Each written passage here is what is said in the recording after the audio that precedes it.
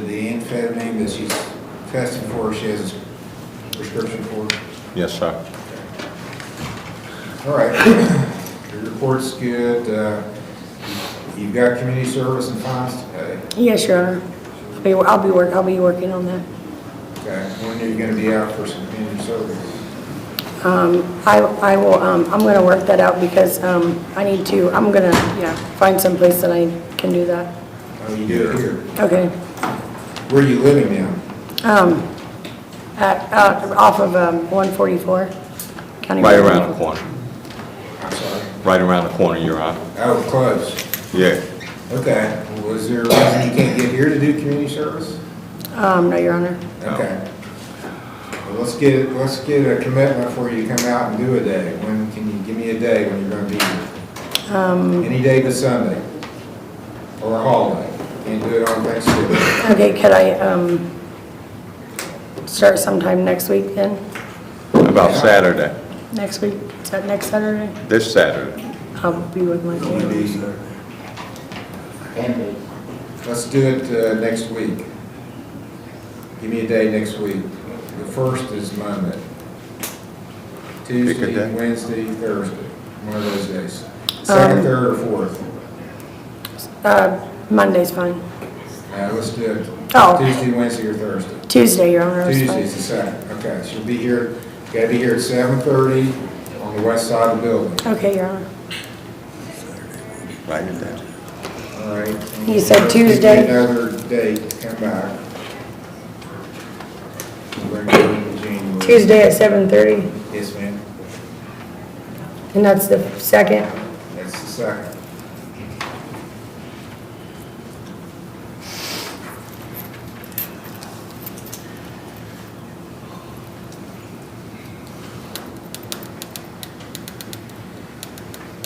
Okay, I'm going to set your next review hearing for January 5th of 26 at 9 o'clock.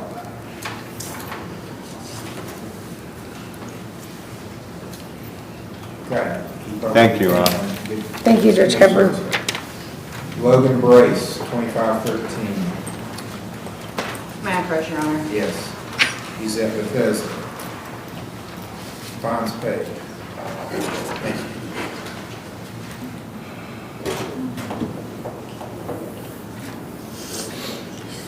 He's also being monitored through Common Pleas. He's compliant with all services. He's doing well. He's had a couple hiccups, but nothing that's not expected. Okay. So you're reporting to Common Pleas also from Bethesda? Okay. All right, I'm going to finish him here then, because he paid his fines and costs off here. He's still being monitored on counseling through Common Pleas Court, so we don't need to continue to follow him here. So I'm going to complete his case. Your case here is completed. Congratulations. Thank you, Your Honor. Thanks, sir. You're welcome. Cheryl Carey. May I approach, Your Honor? Yes.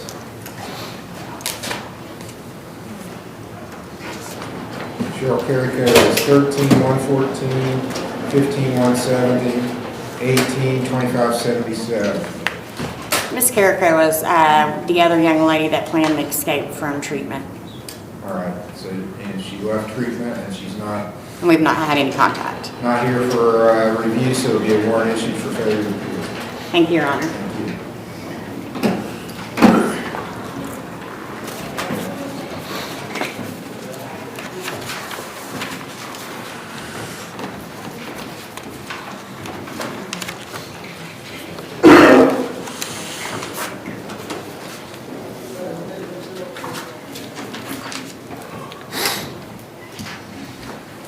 William Cottle. Yes, Your Honor. How you doing, Your Honor? Good.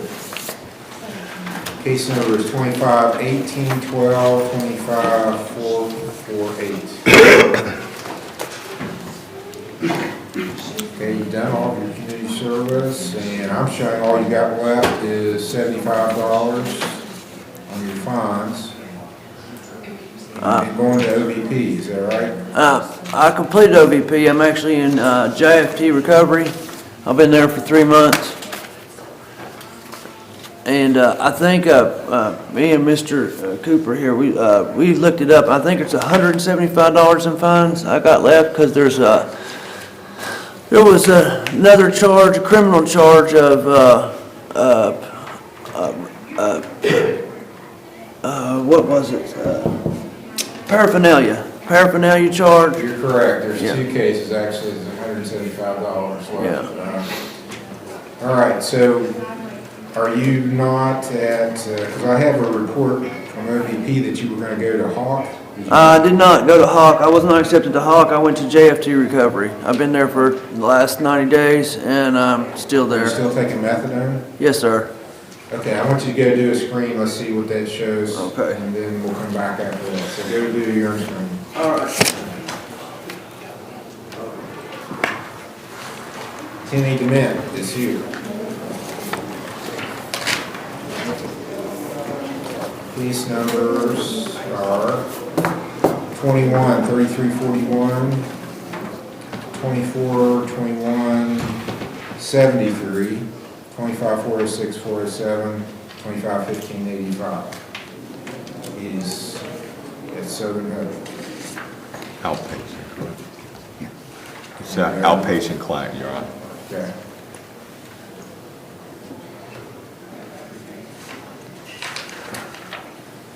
Okay, screens are good and his report's good.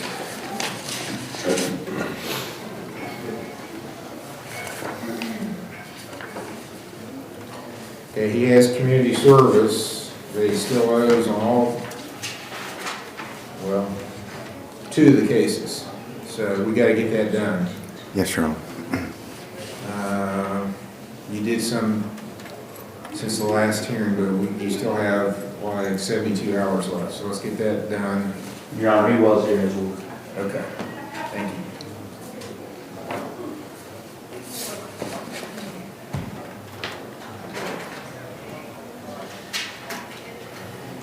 I'll set you for January 2nd, which is a Friday, first Friday in the new year, at 9 o'clock.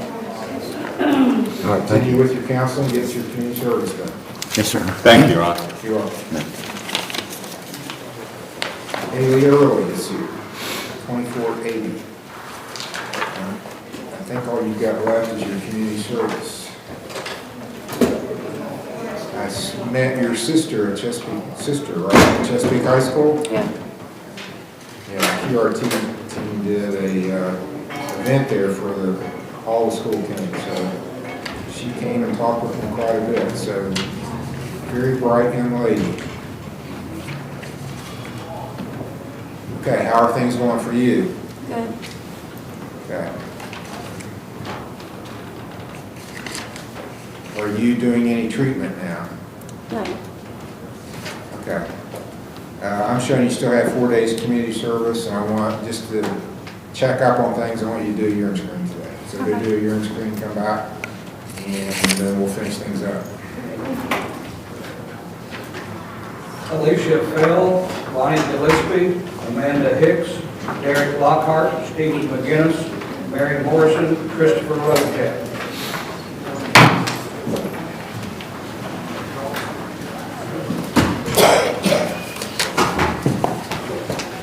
Alicia Fell, 2695 is here.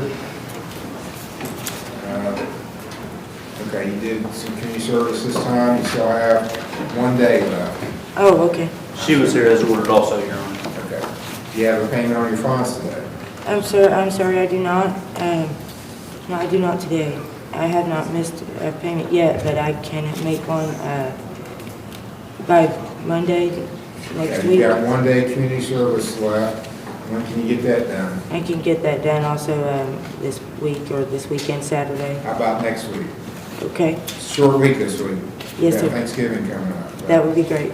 Should be here next Tuesday. That's the 2nd. Can you be here then? For community service? Yes, Sure. ma'am. Yes, sir, that would December be great. 2nd, 7:30. Then I'll finish up your community service. Then you can start working extra toward your fine. You still have quite a That's- bit of time to do. That would be wonderful. Thank you. And you said that was Tuesday? Tuesday the 2nd. The second. And I'll set your hearing a month out from that. Your next review is January 2nd. 26, January 2nd at 9 o'clock. Let's get this done. Yes, sir. Okay, that's all. Thank you so much. Have a good day.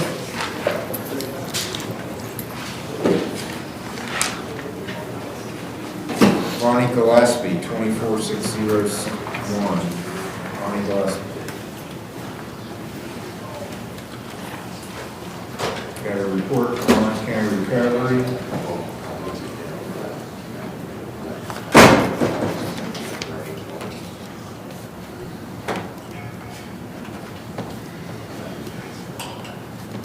Got a full-time job now? Yes, sir. That's good. Okay, it's a really good report. Okay, you've done some extra toward your funds. Okay, let's finish up your funds and you'll be finished. Okay. I get paid Wednesday, so I planned on maybe trying to get them all knocked out. Okay, once those are finished, you don't have to come back because they said you completed your treatment. You're going voluntarily now. Yes, sir. I'm going to set you out in January.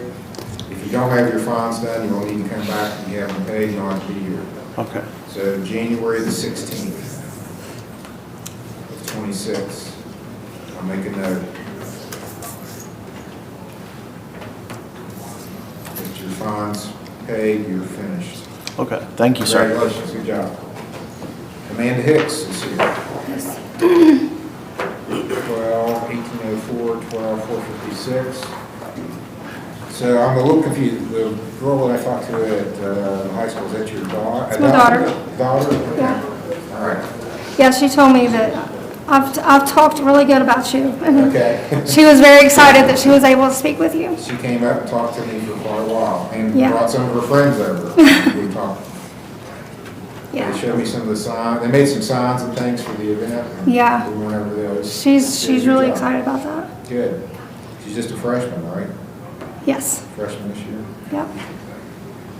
Okay, so how are you doing? You still working? Yes, I'm working full-time.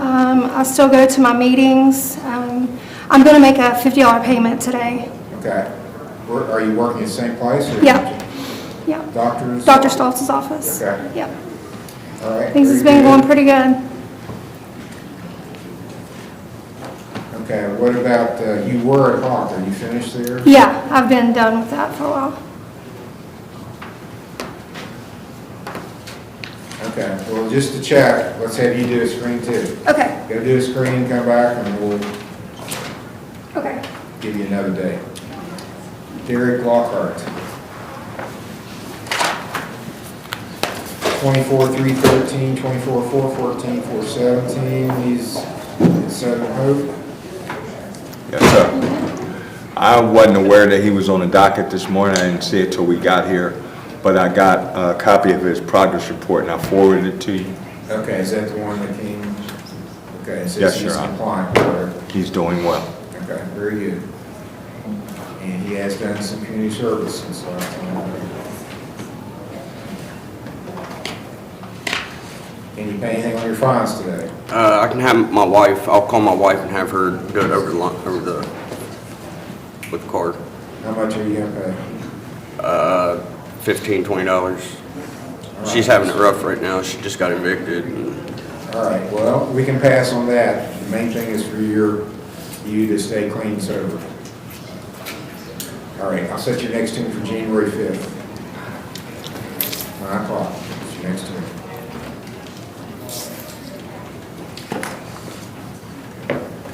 Thank you, Ms. Scapper. You're welcome.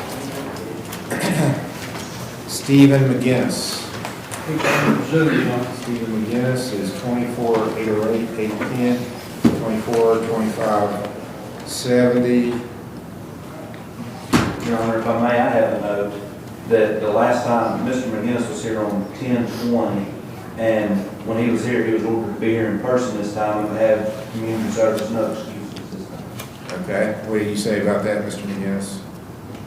I wasn't aware that I was going to be there first year.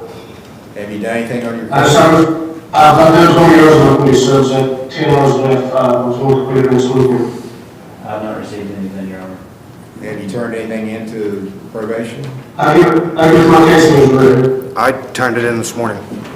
I apologize, Your Honor, he did turn it in to me this morning. And I also let her know my fine this morning, Your Honor. Okay, as long as you're still making progress and turning stuff in, I'll let you appear. I'm confident I have to take care of my own school parents also. Okay, I'll set your next hearing January the 9th. January 9th will be your next hearing. Can I do it on Zoom, Your Honor, or I can appear in person? As long as you make progress, you can appear by teleconference. Okay, thank you so much. Your Honor, I apologize. It was 20 hours he turned in, and it was something that's acceptable. Okay, thank you. Thank you, Your Honor. You are. Mary Morrison, 25171. May I approach, Your Honor? Yes. She is at Southern Hope. I've got a report.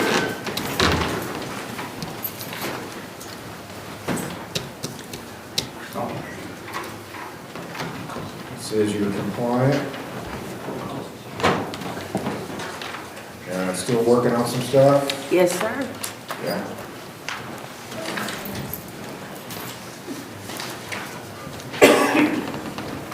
Can you pay anything on your fines?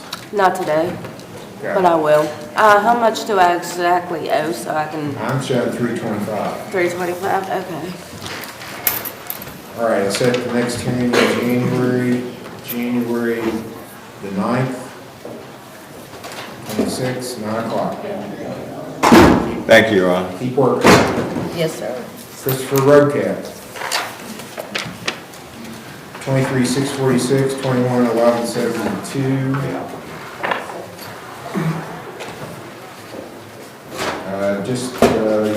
I've shown 2 hours of community service left, so not much. But about $500 in fines and court costs still left. About 470, I think, now. Okay, and you still have, you have done some community service since the last meeting. Okay. Can you pay anything on your fines today? No, sir. Gonna work it off? Will. Okay. Your Honor, Mr. Rogat was a community service. All right, keep working on your community service.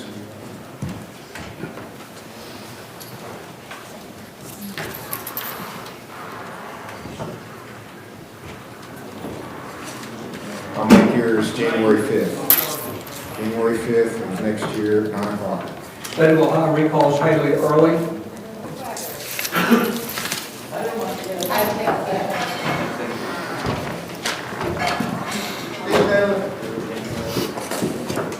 Great. Clean screen, okay, that's good. Glad to see it. Okay, once we get this community service done, you'll be finished. When can you get out here and do some of it? I can try on Saturdays, that's the only day I have off, but. Okay, well, this Saturday, there's not gonna be, because it's a holiday, but after that, you can work on Saturdays, any day but Sunday. I'll set your next hearing, January the 9th. If you get it finished by then, you don't have to be here. Okay, thank you.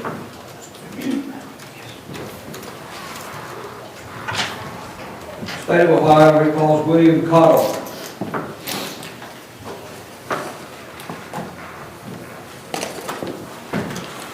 Okay. It's positive only for methadone, so that's good. I'll set your next hearing in January. January 16th. 9 o'clock. State of Ohio recalls Amanda Hicks. Thank you, Your Honor. You're welcome.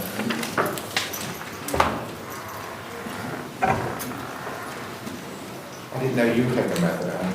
Yeah, I've been there for years, for Okay. 2 What's years. your I'm dosage now? 40. Well, that's low enough you can start getting off of it. Yeah. You gonna plan on getting off of it? That's my plan, yeah. I come down 2 milligrams every other week. Okay, well, at least you're not, well, you're positive for THC, which you're probably not supposed to be doing either, but methadone is not my preferred, I'd rather see you on Suboxone than methadone. I just see it abused a lot. Right, So, I understand. Well, hopefully I can get off of it, period, all of it. Okay, I'll set your next hearing for January 12th, January 12th. Is it? Okay, thank you. 9 o'clock. Okay, we're gonna start the new cases next, so if you're here for an arraignment, your name will be called, come up to the table to your right, stand there.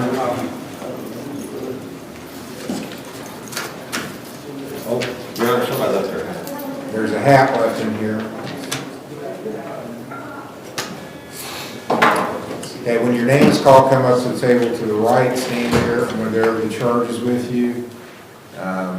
You have a right to remain silent. You don't have to say anything. So if you do make statements, you need to understand everything you say is on the record. So whatever you say can be used against you. If you admit something about your case, the prosecutor could use that against you. You have a right to have an attorney, to have one appointed if you can't afford one. You have a right to bail, to make the state of Ohio prove the charges against you beyond reasonable doubt. If you enter a guilty or a no contest plea, you're giving up your rights, so you shouldn't do that. If you don't understand what's happening, if you're confused, if you don't know what to do, if you want a trial, if you want a lawyer, any of those reasons I just mentioned, you should enter a not guilty plea. That preserves all of your rights. Don't enter a guilty plea because you want to get it over with. I have people say that, I just want to get it over with. That's not a good reason to enter a guilty plea or a no contest plea. Call the first case. State of Ohio versus Ricky May, case number CRB 25711.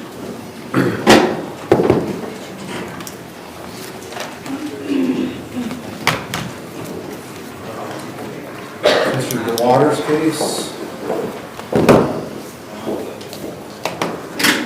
So this is a new arraignment?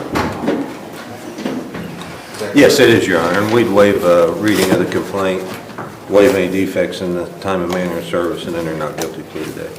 Okay, now, are there cases still pending here, or those go to the grand jury ones we have? They're resolved. I'm sorry? They're resolved. Mr. Hill, is that correct? I believe so, Your Honor. Okay. All right, what's the state's position on bond? Well, the state is concerned about a protection order as far as that goes, but we're not opposed to no harm bond, Your Honor. With the protection order? Yes, Your Honor. Your Honor, I have Mr. May sign a protection order this morning. I'll provide that back to Mr. Hill. All right. Is that right? That's for your... Your Honor, will he need fingerprinted on this case also? He will. Wait on me in the lobby.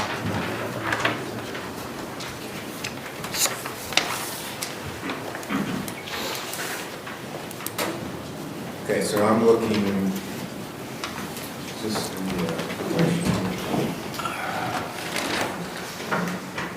all right, so the protected person is Miranda Wells, is that correct? That's correct, Your Honor. Okay, so we're clear now, there's not to be any communication? Is that Yes, correct? yes, that's correct. Whether it's about children or whatever, there's, at this point, not going to be any communication? They have no children together. Okay. All right, I'll approve the protection order.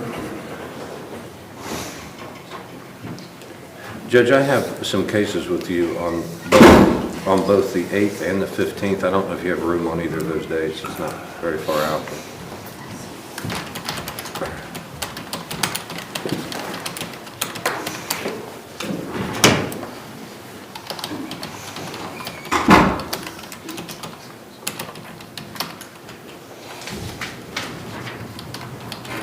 Actually, the 8th is better. Okay. Is that okay with you? Yes, Mr. Hill? Yes, Your Honor. So there'll be a pretrial on December the 8th at 10 o'clock. Mr. May can sign a $1,500 OR bond, not guilty plea is entered. Anything else we need to address? Not from the defense, Your Honor. December 8th, 10 o'clock is the next one. Thank you, Your Honor. You're welcome. Did he tell you to wait on him after court?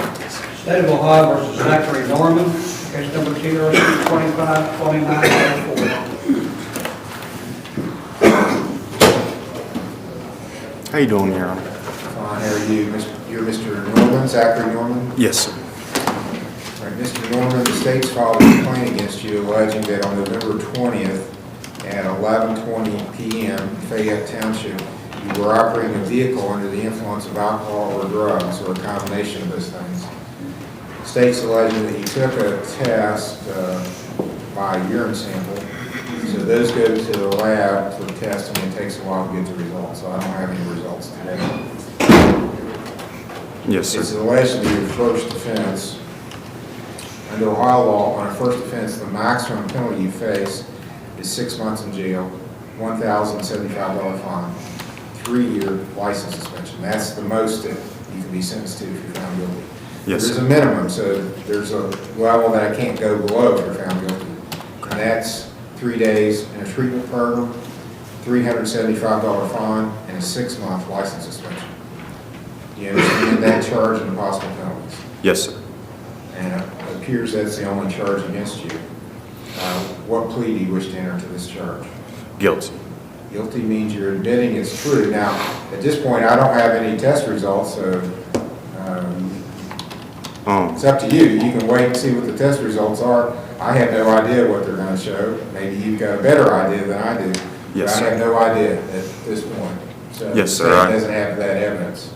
I would like to, I know I was guilty, sir, and, Okay, well, you have a right to make the state prove the charge beyond a reasonable doubt. Do you understand that? And if you enter a guilty plea, though, you're giving up that right and saying, I admit the charge is true. You don't have to prove it against me.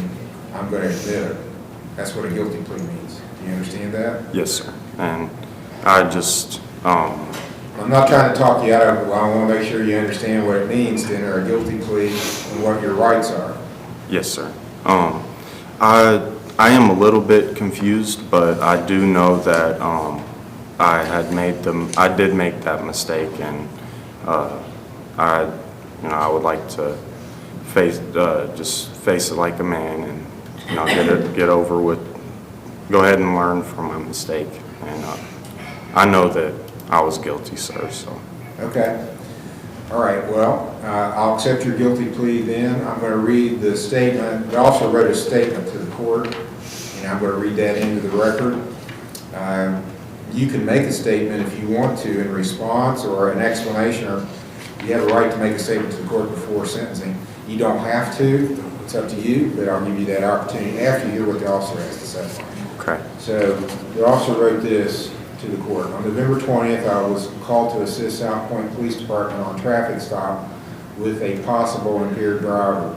I contacted the driver, who identified himself as Zachary Norman. I could smell a strong odor of alcohol coming from the vehicle and observed that he had bloodshot and watery eyes. When I spoke to him, I noticed his speech was slurred. Asking how much he had to drink, he stated he worked a drywall job, then started drinking and had about 6 shots. Mr. Norman stated he started drinking around 4 p.m. and when I asked him what time he thought it was, he stated he believed it to be 12 to 12:30. Asked him to step out of the vehicle, walk back to my car, asked him how many drinks in total he had, and he stated 6 shots of whiskey and a beer. Asked him some questions to understand his ability to perform tasks. I placed him in the position, started to perform tests, and observed he was swaying while focusing on the stimulus. This is on what's called horizontal gazing nystagmus test. That's the eye test for alcohol. Asked him to keep from moving his head during the test. Due to him moving his head while performing the test, I asked him to place his hands under his chin and keep it still. I observed 6 valid clues for impairment, lack of smooth pursuit, distinct sustained nystagmus, maximum deviation, onset of nystagmus prior to 45 degrees. These clues were observed in both eyes. I placed Mr. Norman in start position on the walk and turn test. After giving instructions, he was told to stay in position until I told him to start. He stated he understood. He moved his foot while in the instructional position, started walking without being told to walk. After I completed the instruction and demonstrated walk and turn, I asked if he understood. He asked some questions, I answered them, and then he stated he understood. He took 9 steps down the line, he did not touch heel to toe, he stepped off the line. Mr. Norman stopped the test and stood there, he turned around, stated that he forgot the instructions. Asked if he understood them. When I gave them again, he stated that he did. We then moved on to another test. Gave him one leg stand test, asked him if he had any questions about the instructions. He was swinging, using his arms for balance, put his foot down. He was unable to stand his 1 foot raise for longer than a few seconds. Observed 3 clues for impairment on the one leg stand test. he was given a urine sample at the post and released to his father. Okay, any statement or explanation you want to make, sir?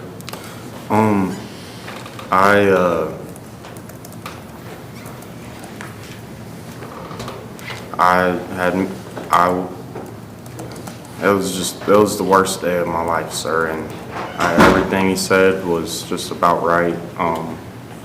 There was I misunderstood a few of the things that he asked me, and but yes, sir, I have I have nothing else to say. Okay, are you working? What do you do? Yes, sir, I was working at Vertiv, but I wasn't able to make it to Ironton anymore, but right now I'm starting my own business. I have a few jobs lined up. I'm working to get my LLC and just a few other, just trying to get back. What kind of jobs are you doing? Mulch and drywall. Right now I have a few of those lined up. Did you have insurance on this vehicle that you were driving? Was this your vehicle or another somebody else's vehicle? I bought that vehicle from an older lady, and her son had a stroke about 4 years ago and it stayed on her property.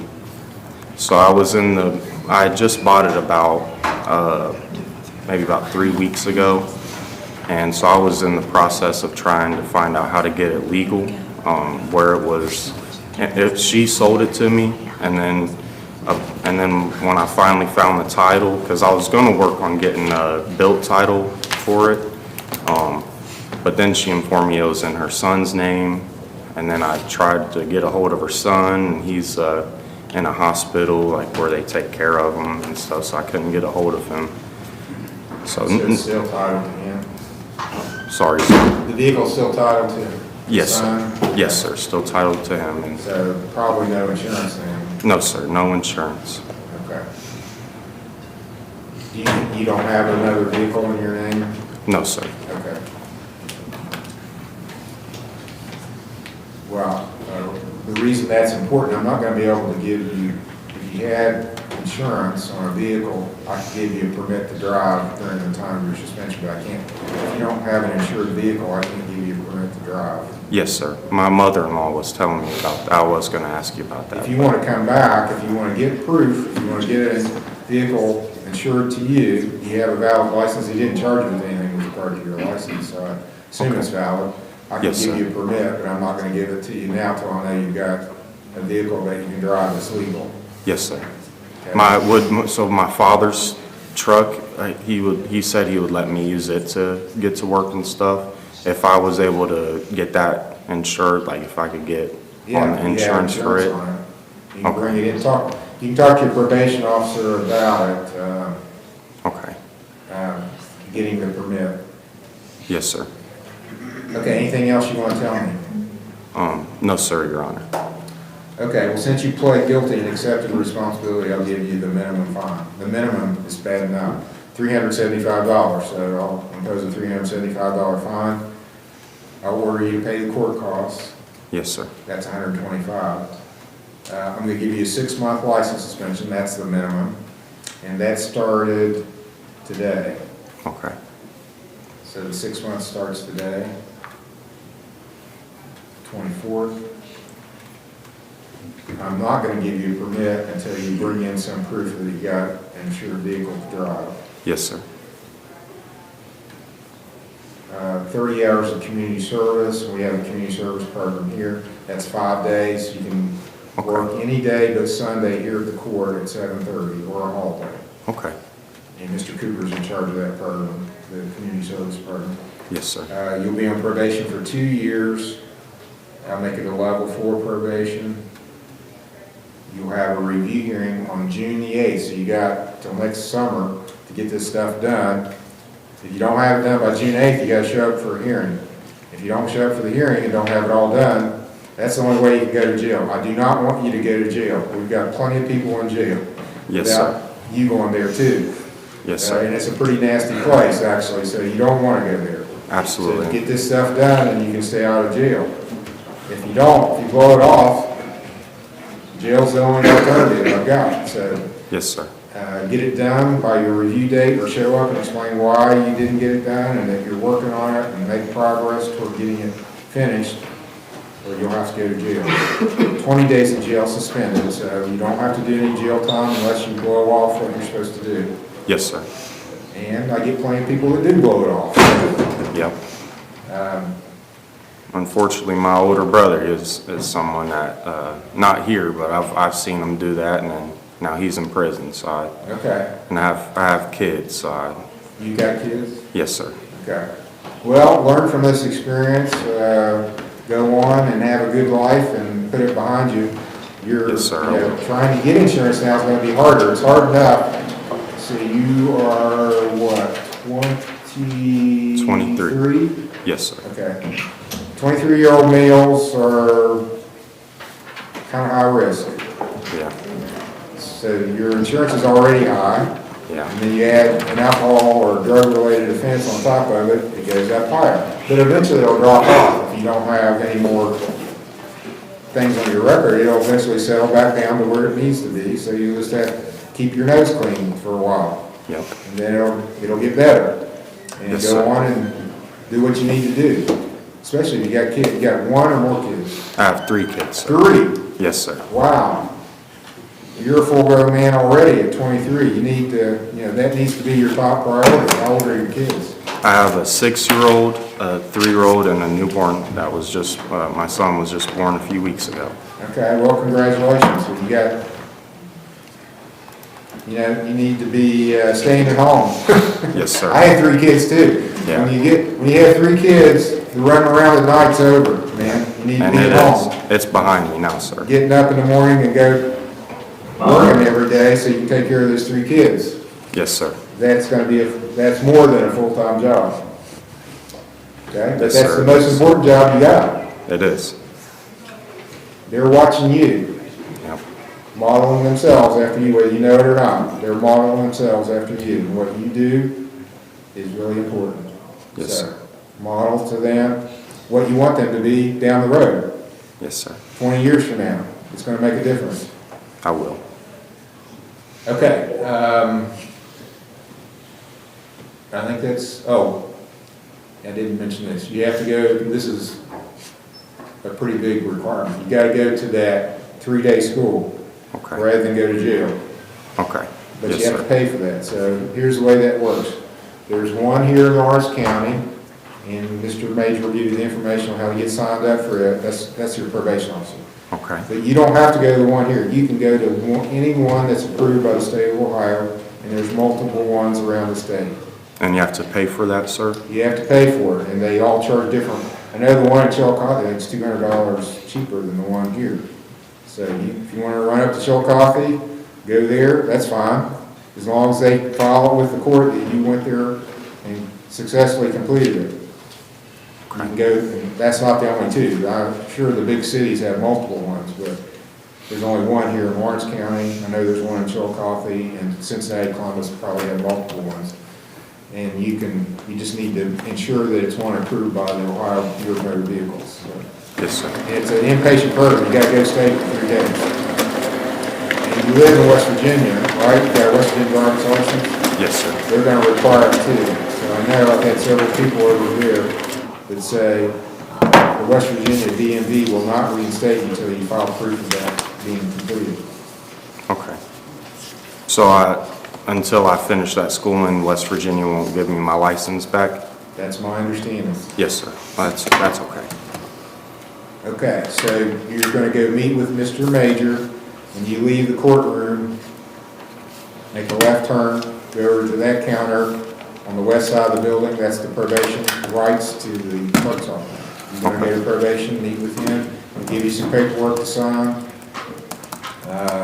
Take care of it, be back, well, get it done before June the 8th. If you don't have it done, show up for your hearing, don't blow it off, because we won't forget. You'll get a warrant, and Yes, that's sir. gonna lay there till you get picked up.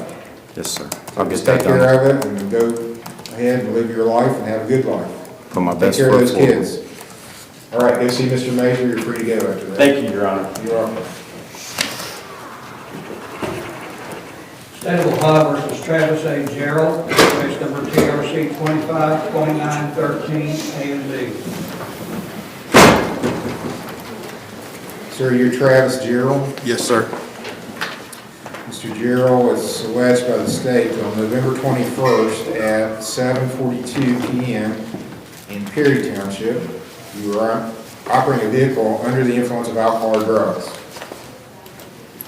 And the state's alleging that you've had 2 priors of related offenses. So every time you get one of these, the penalties go up. So Yes, sir.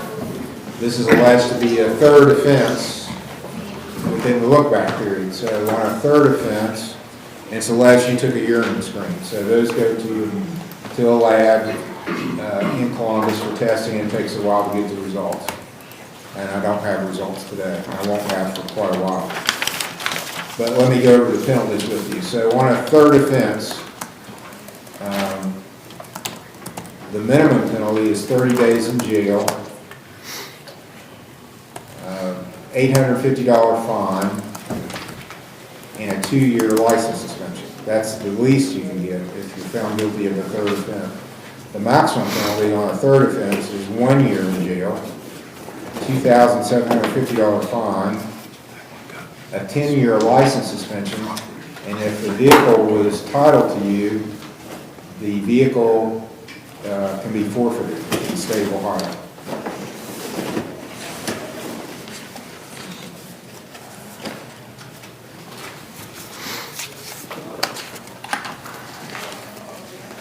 And it looks like the state's alleging that the vehicle was titled to you? Yes. Okay. So do you understand the range of penalties on Yes. that? Yes, sir, I do. Then the other charge you have is failure to control your vehicle. That's a minor misdemeanor. Maximum penalty is $150 fine. So you have 2 charges. All right. And were you here when I explained the rights that defendants have? Yes, sir. Do you have any questions about that? No. What plea do you wish to enter? Not guilty. Do you want a lawyer appointed to represent you? Yes, sir. Do you have a job? No. Do you have no income right now? No.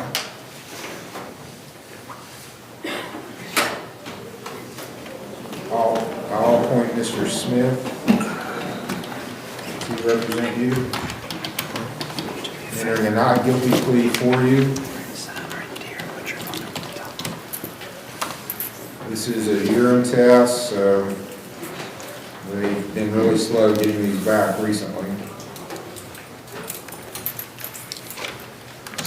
Judge, we'll wait time. I'm thinking maybe the first part of January, given the holidays. It's going to be at least January 26th before we get the results back, I think.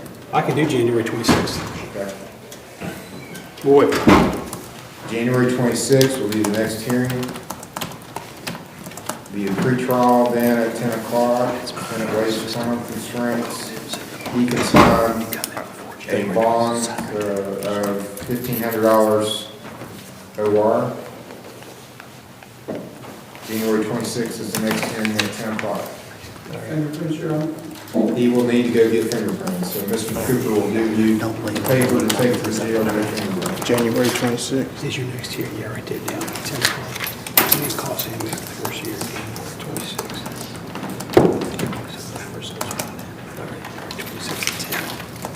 Yeah. State of Ohio versus Mark A. Rogers, case number TRC 252893, A and B.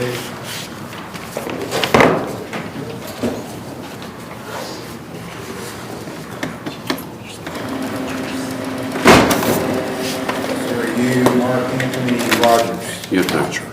Mr. Rogers, the state's alleging on November 20th at 9:35 a.m. in Perry Township, you're driving a vehicle under the influence of alcohol or drugs that you submitted to the urine screen, and it's alleged to be your first offense. On a first offense, the maximum is 6 months in jail, $1,075 fine, 3-year license suspension. The minimum is 3 days in a treatment program, $375 fine, 6-month license suspension, and you're also charged with failure to control your vehicle. Maximum penalty for that's $150 fine. State's alleging you submitted to urine sample. Those take several weeks to get the results back on. You understand the charges? Yes, sir. You understand your rights? Yes, sir. How do you plead to these charges? Guilty. Guilty means you're admitting they're true. By doing that, you waive the right to have a lawyer, waive the right to have a trial, and to make the state prove these charges beyond a reasonable doubt. And you're waiving the right to see what's in the test results. I had no idea what the test results are going to show at this point. You understand all that? Yes, sir. You still want to enter a guilty plea? Yes, sir. Okay, I'll accept your guilty plea. I've got a report from the officer. I'm going to read that and into the record, and you can make a statement after you hear it if you want to. You don't have to make a statement. Okay, so this is Officer Hayes of the State Highway Patrol. He says, I was dispatched to a single vehicle crash on County Road 1 at Township Road 508. A gray Chevrolet drove off the right side of the County Road 1 and struck a utility pole. Mark Rogers was identified by the Ohio driver's license. While speaking with Mr. Rogers, he had red glassy eyes, pupils were dilated, speech was slurred. I could smell alcohol coming from his breath and person. I asked him if he had any alcoholic beverages prior to driving. He stated he had half of a fifth of vodka yesterday. I asked him if he had any weapons on his person. He lifted his shirt, showed me something in his waist, told him not to reach for it. He said it was just a bottle of vodka. Mr. Rogers removed the bottle from inside his pants. I asked him why he had an unopened bottle of vodka in his pants. He said he is not allowed to drink at his mom's house. He stated he had just bought the bottle of vodka. I conducted horizontal gaze and nystagmus test, that's the eye test for alcohol. I had to tell him several times to follow the stimulus. I observed 6 of 6 clues in his eyes. He did not want to do walk and turn or one-leg stand test due to an injury to his foot. He said he had a recent injury. He was placed under arrest for ABI. He went to the Army Patrol Post for a test. He provided a urine sample for testing. He stated alcohol would be found in his urine because he drinks every day. He was charged with failure to control an OBI. Transported his residence on Township Road 508 and released his mother.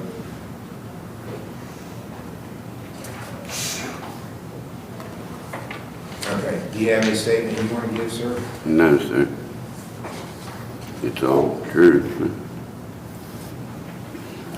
Okay. Looks like there was insurance on this vehicle. Yes, I'm insured on it. Did you turn it in to your company? Do they know about it? Yes, sir. It looks like you ran into something. Did you hit something? And was it a post or something, or what? Yes. Was it private property or on state highway, or what was it? It was right on the corners, state property. Okay.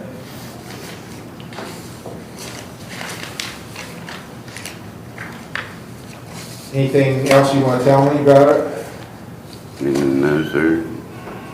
I'm insured on 3 other vehicles. Okay. Are you working? Yes, sir. Okay, on your OVI, since you accepted responsibility, I'll give you the minimum fine. It's a first offense. $375 fine. Court costs, 20 days in jail suspended, 5 days community service, 2 years of level 4 probation. You got to go to the 3-day school driver intervention program, it's called. Talked about that before. There's one here in Lawrence County. About once a month or so, they have a program where you can go stay for 3 days. That complies. You can shop it around if you want to go to a different county. You can. It's got to be approved by the Ohio DMV. If they file the proof, then that'll be acceptable. Otherwise, I got to make you go to jail. Yeah, you can't You do got all to go to that. jail, or you got to go to the 3-day program. Me, I'd rather go to the 3-day program. I've Yes, visited sir. jail, never spent the night there, and I don't want to ever spend the night there. I've been there and I don't want to go back. Okay, so you agree with me on that one? Yes, sir. You get a 6-month license suspension, and that starts today. Since you do have proof of insurance, I can give you a permit for work. Yes, sir, because I do travel for work. I'm sorry? I do travel place to place for work. Okay, here's the way this works.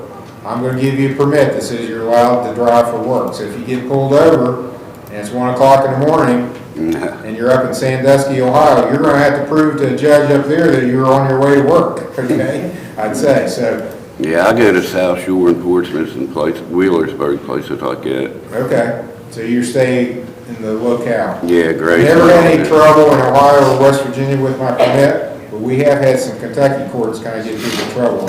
I do a lot of work in Kentucky. So the best thing to do over there is don't get pulled over. Yes, sir. So, use your turn signal. You should be, that's a pet peeve of mine. People don't use their turn. Half the people do not use the turn signal. At least, maybe more than half. Stop at stop signs. Stay within the speed limit. You won't get pulled over and found out that you gotta show this permit and then do a lot of explaining. Yeah. You might have to explain to a judge in Kentucky. I wouldn't want to do that. No. Because they're not even a state.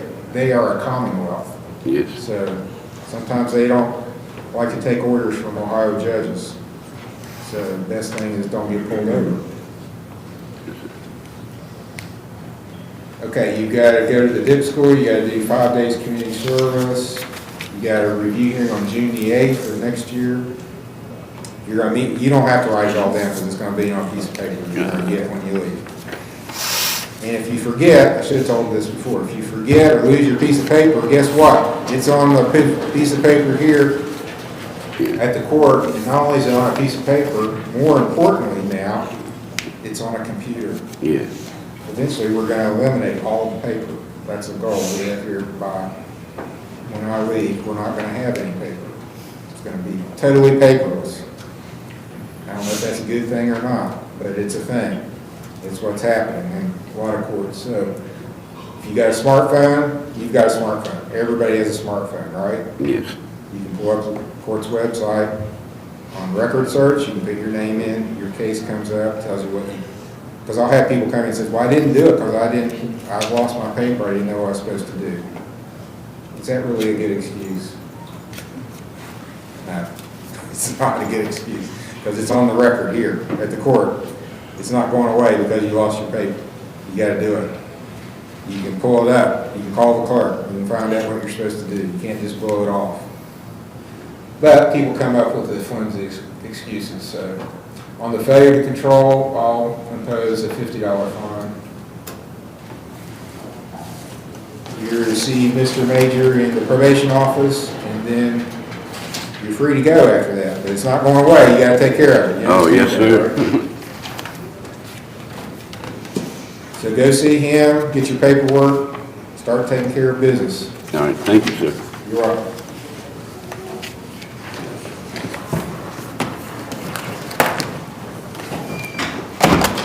State of Ohio versus Melissa Cremines, case number CRB 25712.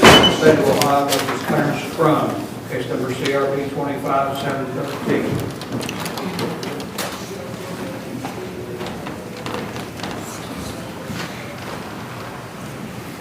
Okay, so ma'am, I'm assuming you're Melissa Cremines? I am, sir. Case number is 25712, and you must be Clarence Crum? Are you Clarence Crum? Yes, sir. Okay. That's case number 25713. You're both charged with interference with custody. Then on October the 24th of this year in Union Township, you knowingly aided, abetted, induced, caused, or encouraged a child or ward of the juvenile court to leave the custody of a person, department, or institution without legal consent that had custody over that child. So that's a first-degree misdemeanor, maximum penalty 6 months in jail, $1,000 fine. Do you each understand the charge? What was that? The charge is you interfered with custody. Do you understand that? Yes. And Mr. Karam, do you understand that? Yes, sir. Okay, what's your plea? How do you each plead? Do you understand your I rights? will Honor, or Your Honor, I would like to have a court-appointed lawyer. Okay. And may I ask for Roger, because he's on another case, the same case though, to deal with this one. Okay, where's that case, here or another court? Ironton. Does he have a lawyer down there? Yes, it was Roger.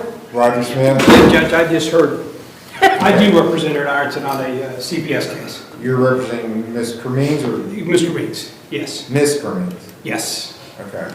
And Mr. Crum then needs a lawyer here. Does he have a case in common pleas also, or? No. No, okay. All right, so we'll appoint Mr. Morford to represent Mr. Crum.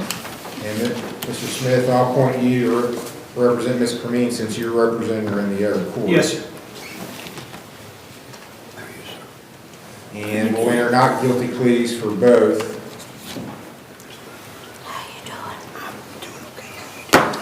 And they, I assume there's no objection to OR bond? No, Your Honor. So they both can sign a $1,000 OR bond.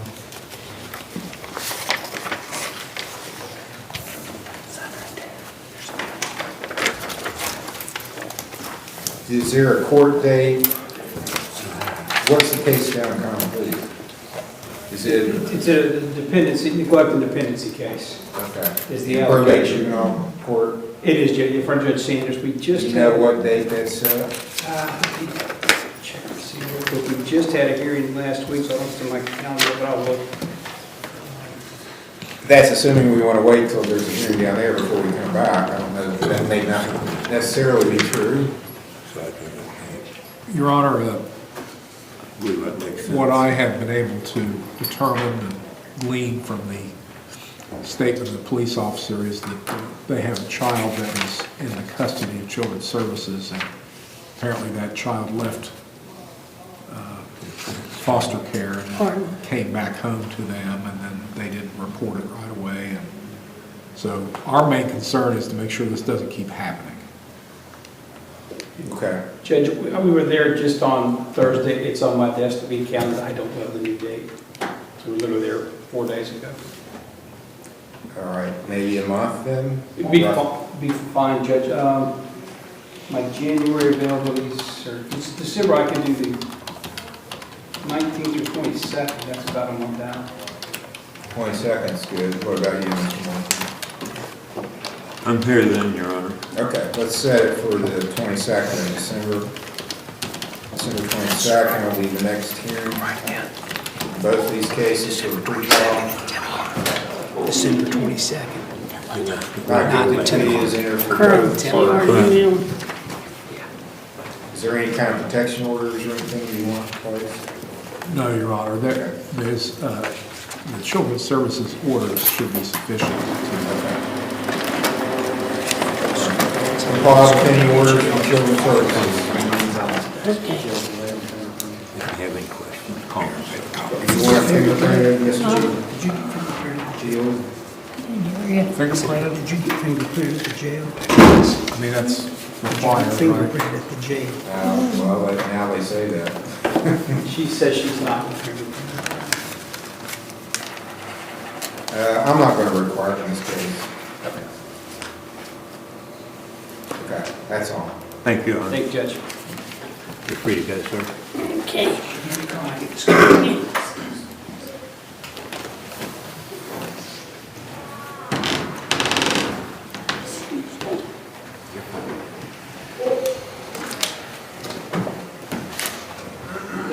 State of Ohio versus Donovan Edward Chase Douglas, case number TRC 252921.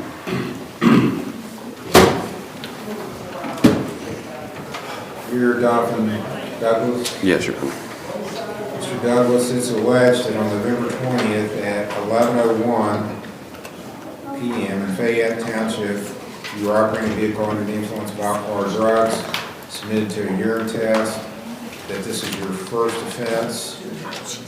Maximum penalty on that is 6 months in jail, $1,075 fine, 3-year license suspension. Minimum penalty is 3 days in treatment, $375 fine, 6-month license suspension. and that's the only charge. Do you understand the charge? Yes, Your Honor. And you understand the rights you have as a defendant? Yes. How do you plead to this charge? Guilty.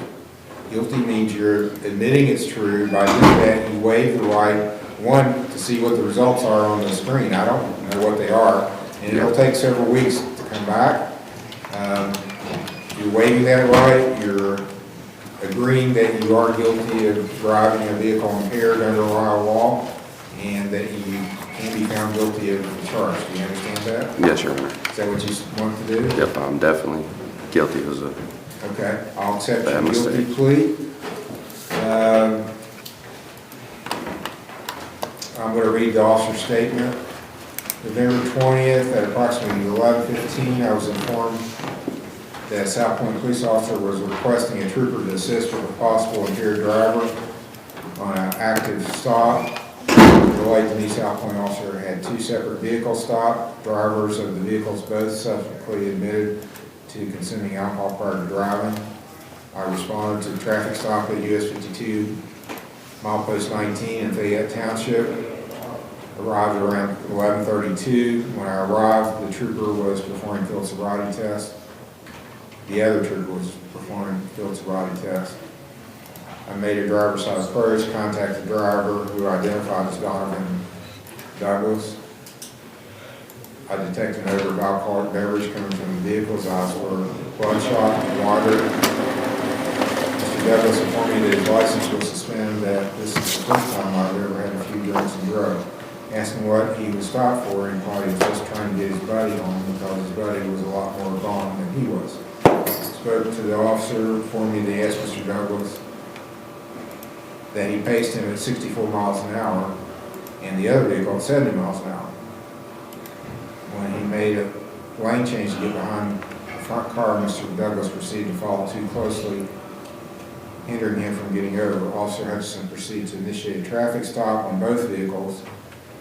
When he made contact with Mr. Douglas, he admitted to drinking 3 shots and 5 beers.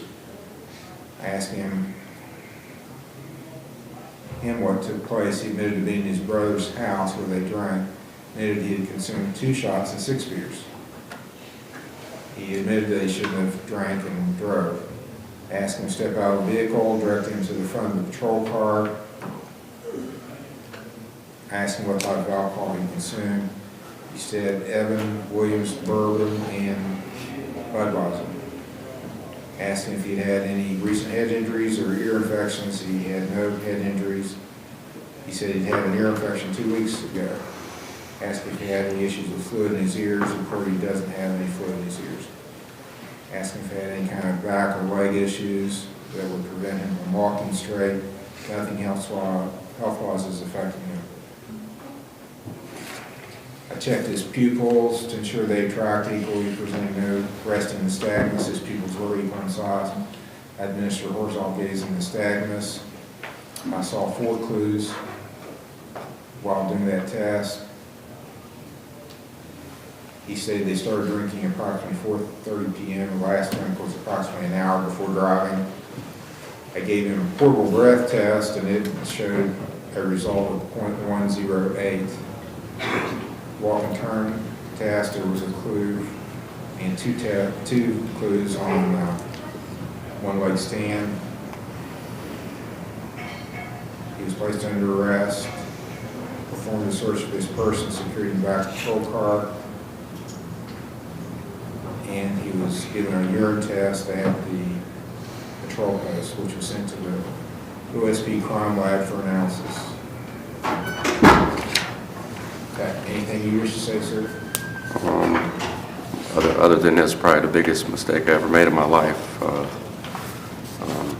don't really know what to say, you know. Do you have insurance on your vehicle? Yes, Your Honor. Do you have proof of that? I don't have it with me. I don't even have my phone. The car my aunt got for me, it's in her name, and I'm on her insurance. But it does have insurance on the vehicle. Okay. I don't have any proof of that with me today. Okay, I'm going to give you the option, but I might suggest we delay sentencing until you bring that in, because here's the reason why. Under Ohio law, you have to show proof of insurance when you're stopped. The officer said you didn't show any proof of insurance. When I got pulled over, my phone was actually dead, and that's what I was get on to show him. Okay, so what's gonna happen, you don't get a separate charge for that, but here's what happens, it's significant. He checks the box on your citation saying you didn't have proof of insurance, you can still show it to me, then I can put it in the computer that you actually had it, because this is gonna get reported to the BMV. Okay. If it gets reported to the BMV that you didn't have proof of insurance, they're gonna issue a separate driver's license suspension, and if I have to give you one for the OBI, they're gonna give you one for not having insurance too, from the BMV. And every time you get one of those, you incur an additional reinstatement fee and a bunch of stuff. So here's what I'm gonna suggest. I mean, unless you wanna deal with the BMV on getting it reinstated over the insurance, is you go get your proof of insurance, we delay the sentencing, you come back and show it to me, and then I sentence you at that time, and then I can put it in the record. It'll get transmitted electronically to the BMV. Yes, you did have insurance. Otherwise, it's going to be a big headache for you to show it to the BMV. It's possible to do, but have you ever tried to call the BMV or get in touch with them?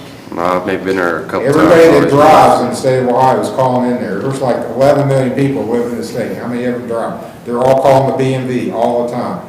It's hard to even get anybody on the phone to talk to there. So the easiest thing is probably for you to go get your proof, bring it in here, and then I send it to you. Would it be You have it possible today? if I like call my aunt, she sent a screenshot, and I could like bring you the phone or show you, or if that's You got possible? something that convinces me you got insurance, if you want to do it today, or I can give you, set Yeah, I another can time. when you come back. show you today, Your Honor. Okay, I we'll can show you recall. today. We're going to be here for a little while. Go get your proof and bring it in. We'll Okay. recall toward the end of the document. State of Ohio versus Carla Oldecker, case number CRB 25704.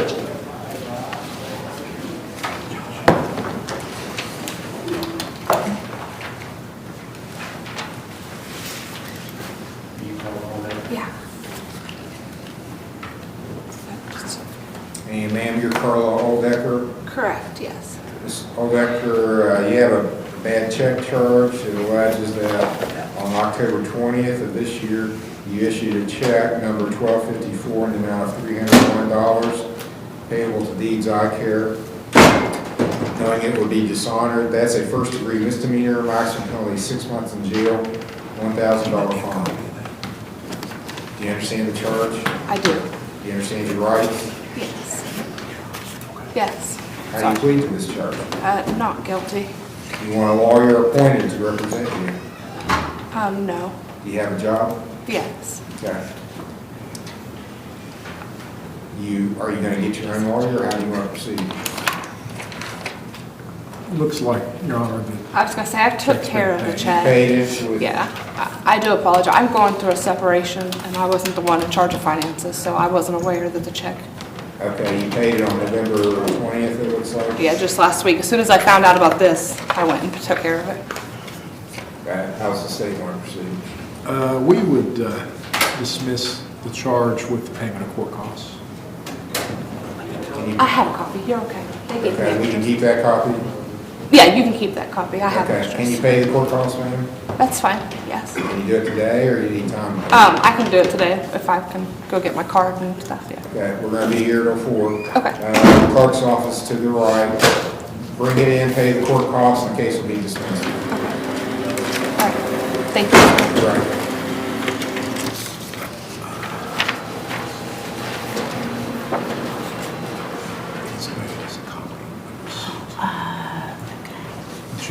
Ready for pretrial. Okay, we're starting the pretrial docket now. State of Ohio versus Ethan Anderson, case number CRA 24706. Mr. Steyer's case for pretrial.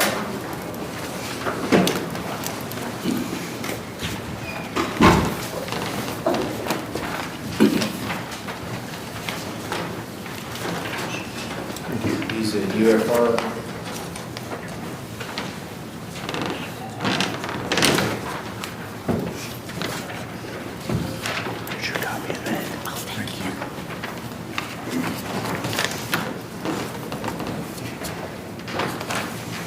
Good report. Thank you, sir. I'm gonna keep them coming too. What sort of a time frame would you like to look at, Your Honor?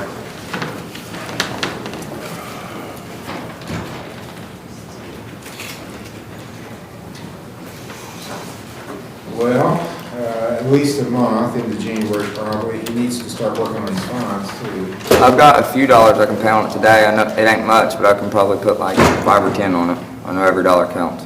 Okay, do that. We could do the 12th, Your Honor. I'm here that day and not too piled up. Okay, we'll set it for January the 12th. Write that down. It's the next hearing for pre-trial at 26, 10 o'clock. Yeah, but wherever you want to write it. Just write it down so you have it. Okay. Thank you. Thank you, Judge. Sure.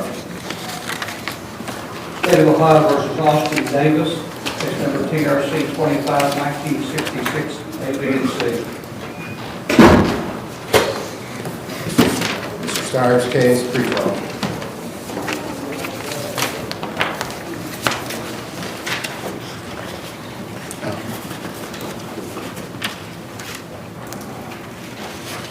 So he's willing to, we discussed the matter, he's willing to ignore the alleged refusal because it was like you tried to give it. Was that what you did? You were unable, so he's willing to drop that. With that, you get 20 days in jail suspended to the 3-day school, 6-month driver's license. And it's not fine. I wasn't legal. So, okay, that's fine. Just tell me that's the offer, so that I'm going to ask for discovery, and we'll come back one more time. Okay. All right, Your Honor, the state's made an offer on this one. I have passed it along to Mr. Davis. He is not interested in the offer today, so we're going to need to do some further discovery. I'd like to ask to come back on this one in about, I'd say, a few weeks. I've got some trials coming up, so it's going to slow things down a little bit. If we could come back on 22nd of December, would that be possible? I think so.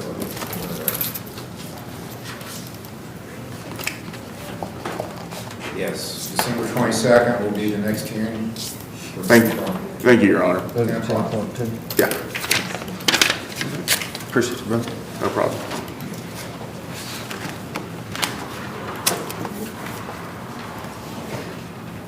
State of Ohio versus Kayla Harris, case number TRD 211692, TRD 21209. Kayla Harris.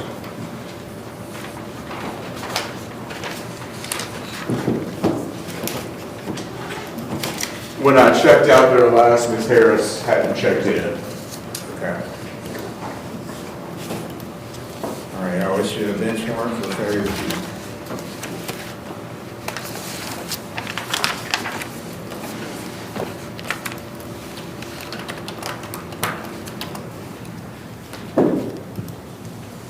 State of Ohio versus Reuben A. Mitchell, case number TRC 133933 A and B, CRA 131159.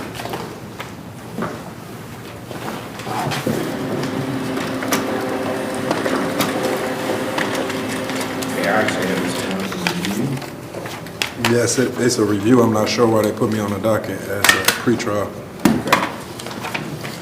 Well, sometimes mistakes get made. I'm showing you the fines, community service is done.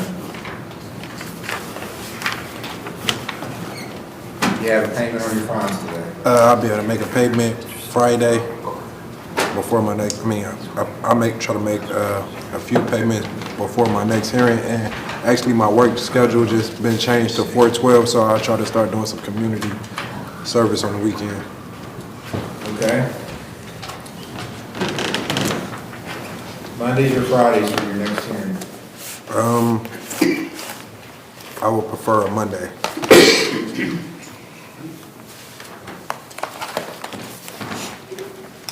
I'll set it for December 29th. 9 o'clock, it's a Monday. Okay, thank you.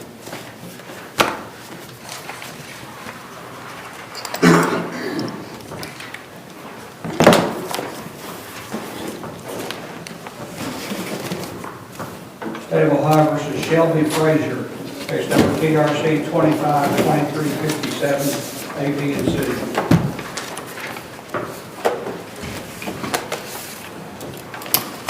Shelby Frazier, Mr. Stiers' case is on pre-trial.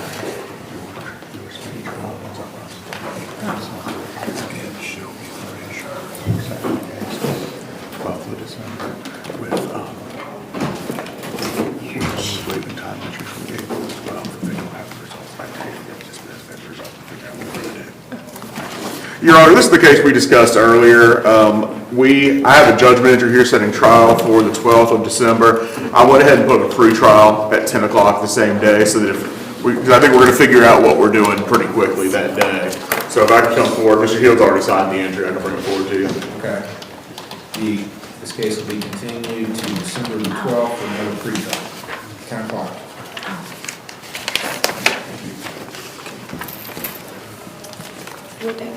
December 12th, 10 o'clock.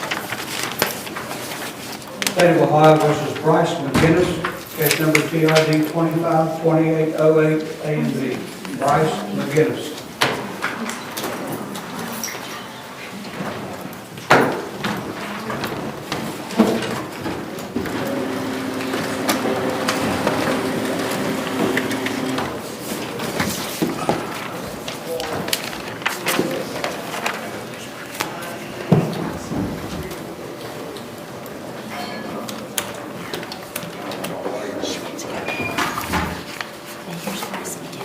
Okay, Bryce McGinnis is Mr. Stiers' case is set for a pre-trial today. Bryce McGinnis. I don't believe he's here, Your Honor. Okay. The bench warrant for failure to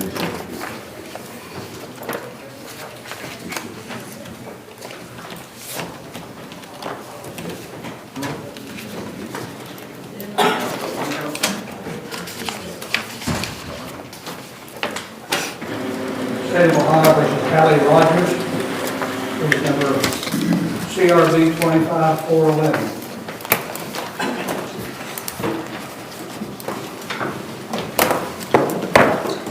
This is Mr. Stiers' case. And Your Honor, this case is a 90-day continuance to be dismissed of payment of costs. Ms. Rogers advises she has paid the costs. That is correct. So I would expect the state to make a motion.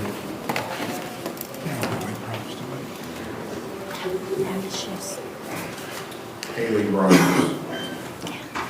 That was my notes also. Yes, there have been no further issues, Your Honor, so we're okay for a dismissal today.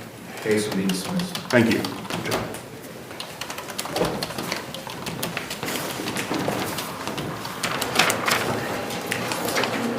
State of Ohio versus Alan Kennard, case number TRC 252731 A and B, CRB 25686.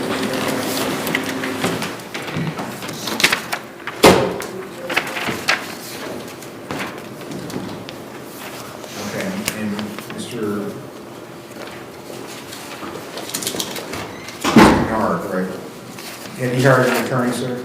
I haven't hired one. I can't afford one right now. I'm going to ask you to appoint a court-appointed attorney. I'm a disabled combat vet, and he told me that I would be able to get a court-appointed attorney. Are you working now? I'm disabled. Do you receive a pension? I do. Do you know how much is that amount? I get I'm 100% disabled, so it's like 4,000 something a month. Okay, do you have dependents? I do too.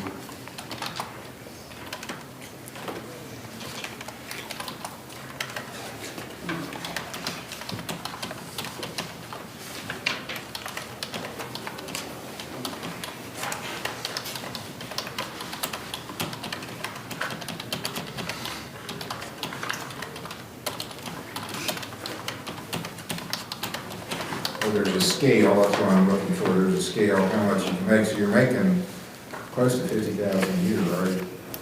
Yeah. Gross. Something like that. It's all not taxable. It's not counted as income. So I don't pay no taxes on none of it, nothing. makes it even more valuable. Do you have any money saved? No. I have a settlement coming within the next couple months that I can probably get an attorney, but I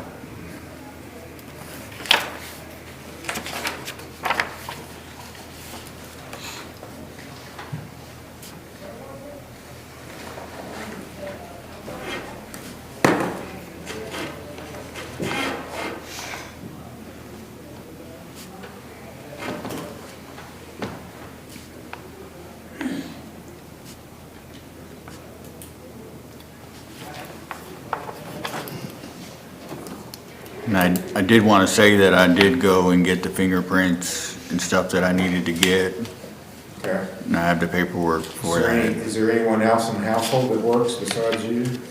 No, I'm the only one that takes care of the household. So it's just you and the two children, or is there? It's me, my wife, and a 5-year-old daughter.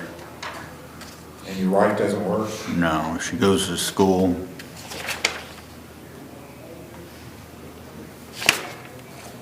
A student on college. All right, Mr. Morford, I'll appoint you.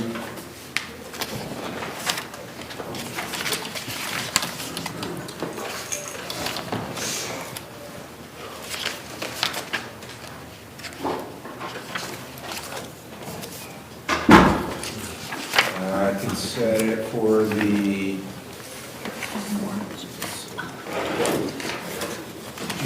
8th of December.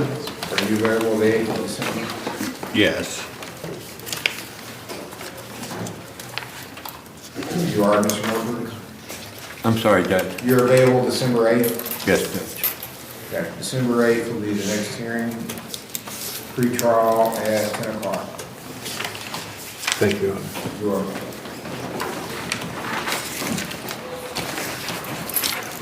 State of Ohio versus Brian Lane, case number CRA 25735.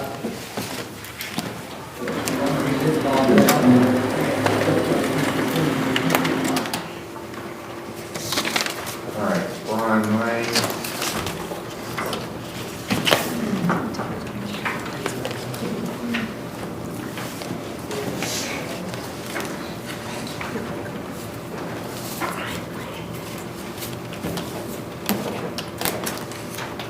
I have something from Kingstar Emergency Department that says Brian Lane, with date of birth, is admitted to KDMC beginning November 24th through an unknown discharge date.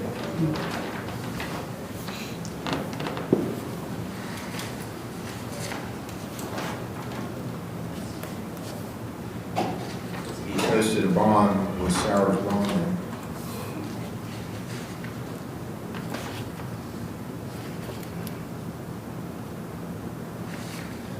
So I'm going to, we don't have any notification that he's appeared in Kentucky, although he looks, well, at least for the courts in Kentucky, looks like he somehow wound up at Kingstar's emergency room.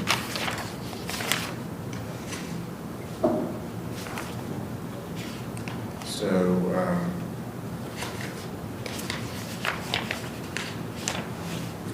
I'm going to ask Mr. Sowers if he can verify where he is. We'll recall it.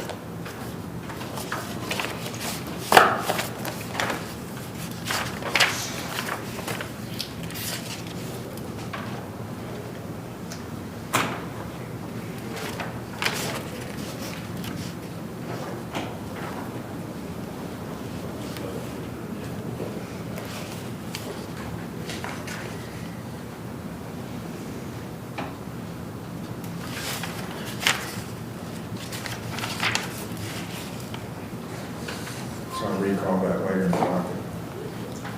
State of Ohio versus Jason Harrell, case number CRA 25427, CRB 25428A and D, CRB 25429A, B, and C. I believe Mr. Harrell is on the phone, Your Honor. Yeah, Mr. Smith's case. Yes. It's preliminary hearing and pre-trial.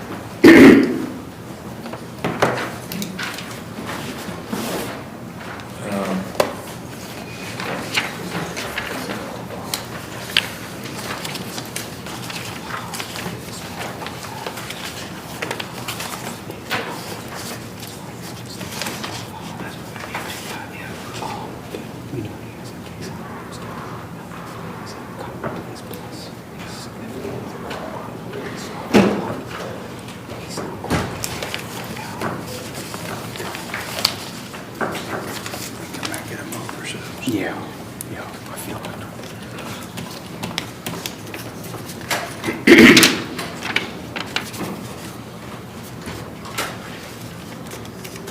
This report's like a week ago. I'm not sure what's happened since then. Well, Your Honor, he just recently re-entered 2-5, so there's not a whole lot to report yet. Mr. Harrell's significant other was here last week and had a monitor placed. There's been some in and out with Mr. Harrell, but I feel like we've finally got him adjusted and where he needs to be at. Okay. What's the state and defendant's position on My position is we should keep monitoring him. It's just a matter of how soon the court would like to come back if Mr. Hill agrees. The last time we were here, we indicated that we needed to know whether there were going to be pleas to the misdemeanor charges or whether he wanted trials or whether we're going to go to the grand jury where the trials would take place. This has been going on since July, and we've got 1, 2, 3, 4 theft charges. 2 from Lowe's, 3 from Lowe's, and 1 from Walmart. And the paraphernalia charge, and of course the possession charge. It doesn't sound to me like he's been completely successful in treatment either. So if he wants to go ahead and plead to the theft charges today, we'll be okay with leaving the case here and let him try to be successful in treatment. Otherwise, we'll be sending it to the grand jury. Did you hear that, Mr. Harrell? Yeah, I was supposed to, I did that QRT, she had me on that, so I don't know if that's still available.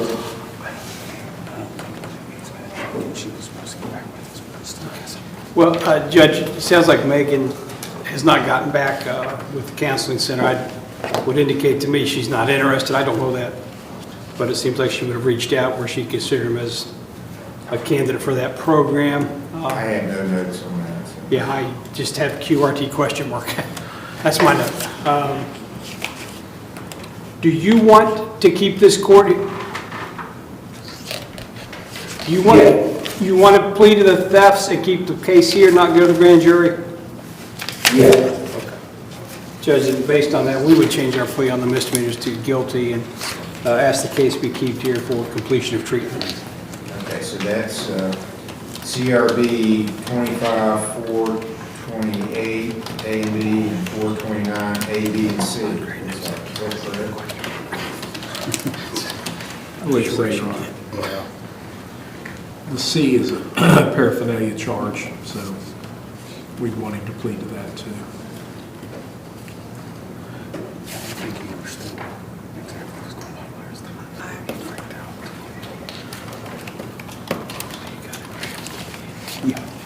Okay, 25, 429A is a theft from Lowe's charge involving a table saw on July 14, 2025. 429B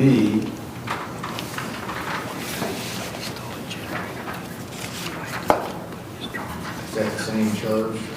Looks like it's the date is the same day, July 14th. It also says a table saw there. I think it's marked wrong. 429B, that should be the A case, somebody marked it. Be surprised. It should be the A. 429B is the illegal use or possession of drugs on July 14th, and it's actually a drug paraphernalia charge, which is marked. 429C is also a drug paraphernalia charge.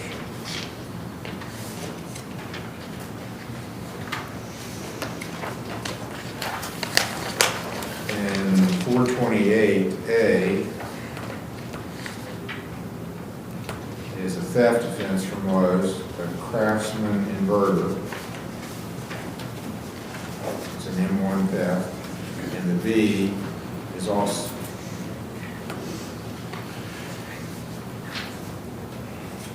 what is the B? Is also a theft. Yes.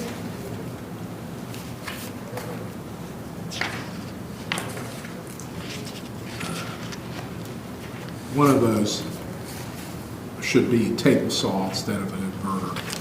Okay, yeah, there is a table saw. So we would move to amend the B case, 428B, to table saw. No objection, Your Honor. Okay. All right, so there's pleas to all the misdemeanors today, November 24th. I'm going to delay sentencing on those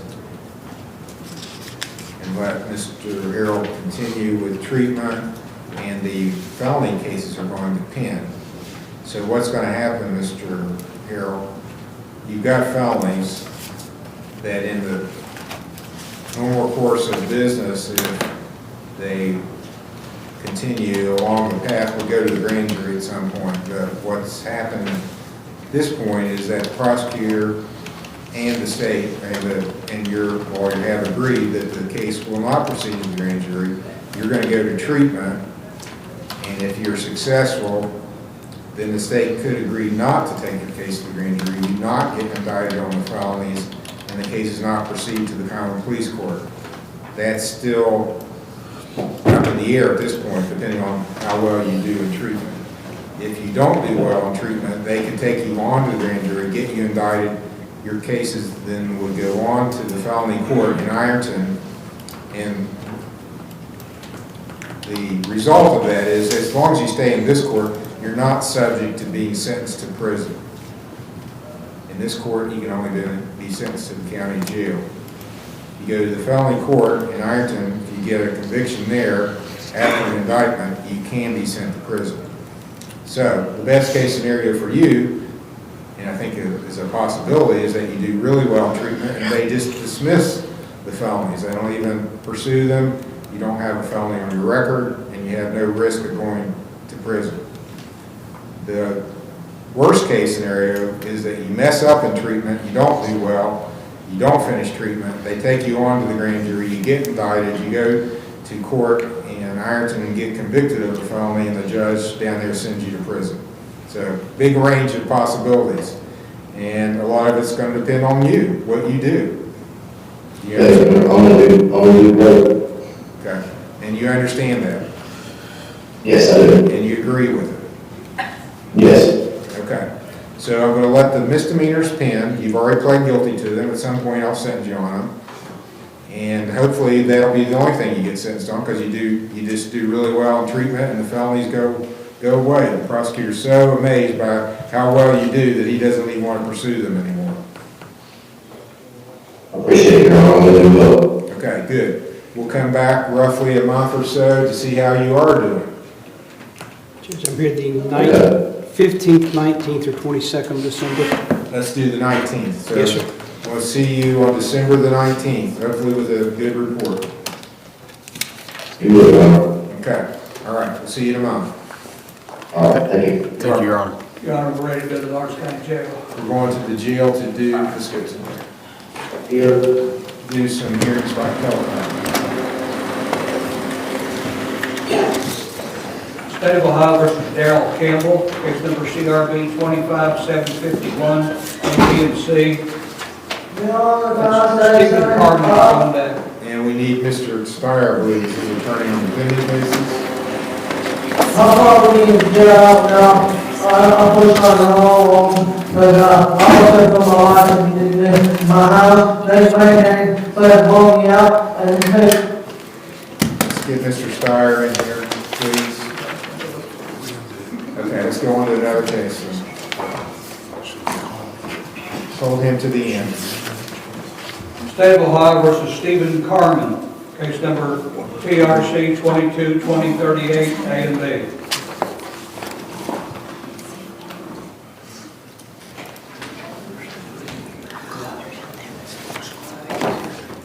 Your Honor, can we recall this? I can't find Mr. We're Stein. going to recall it.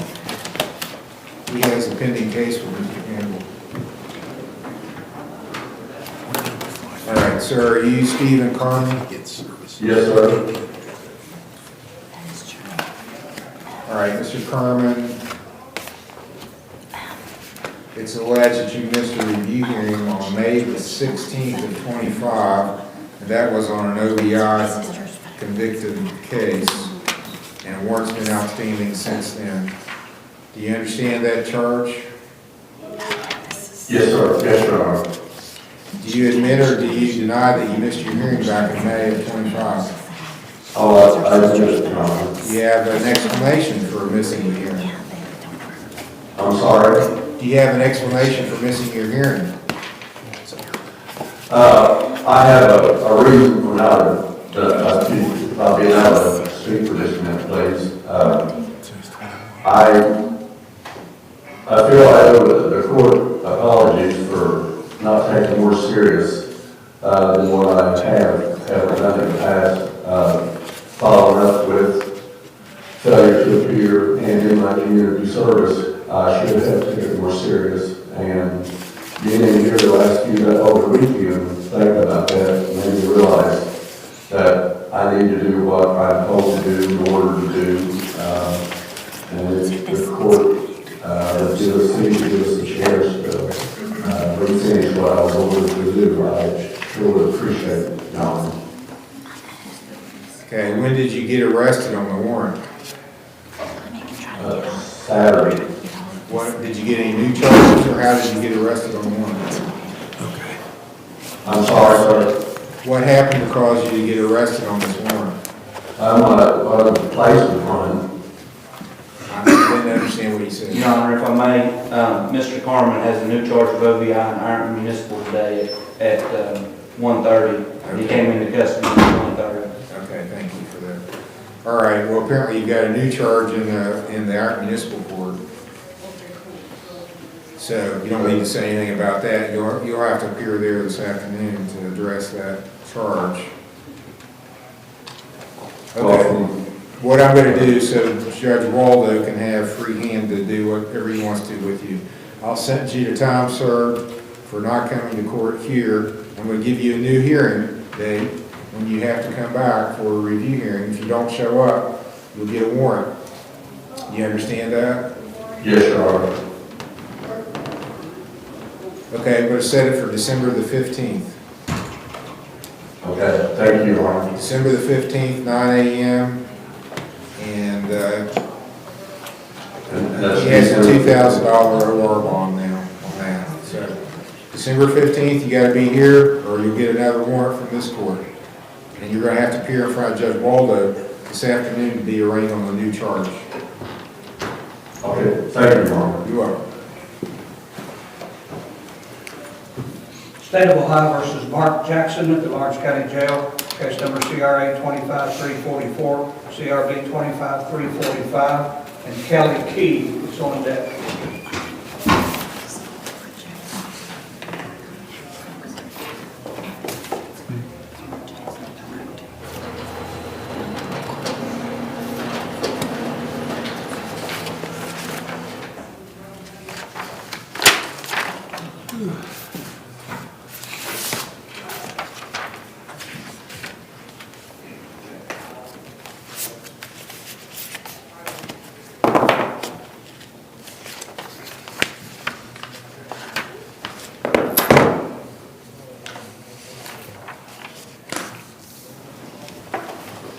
All right, sir, you're Mark Jackson?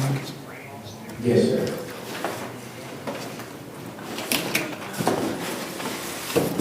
$25,344, $25,345.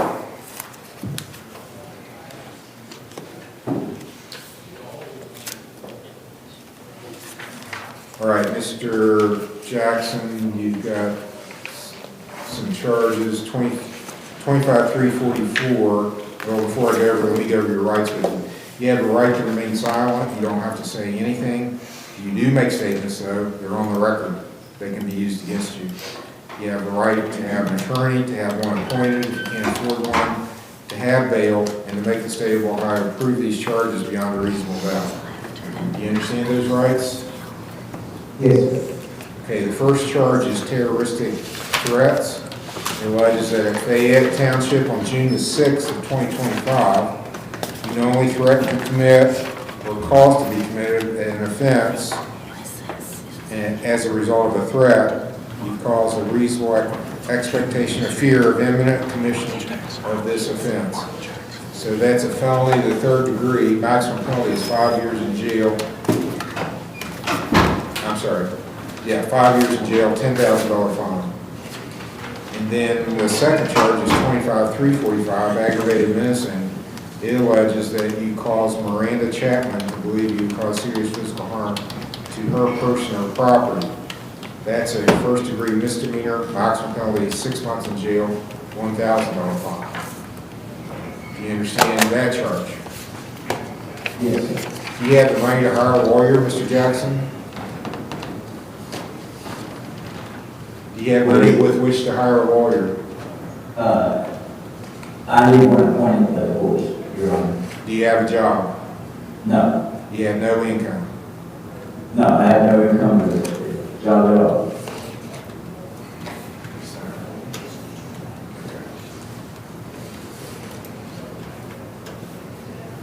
Okay, I'm going to appoint Mr. Steyer to represent you.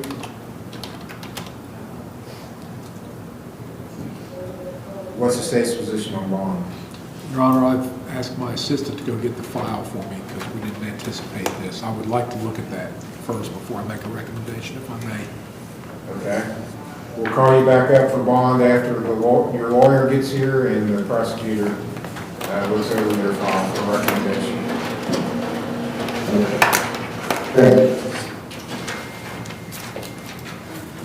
State of Ohio versus Kelly Key, case number CRB 25750 A and B.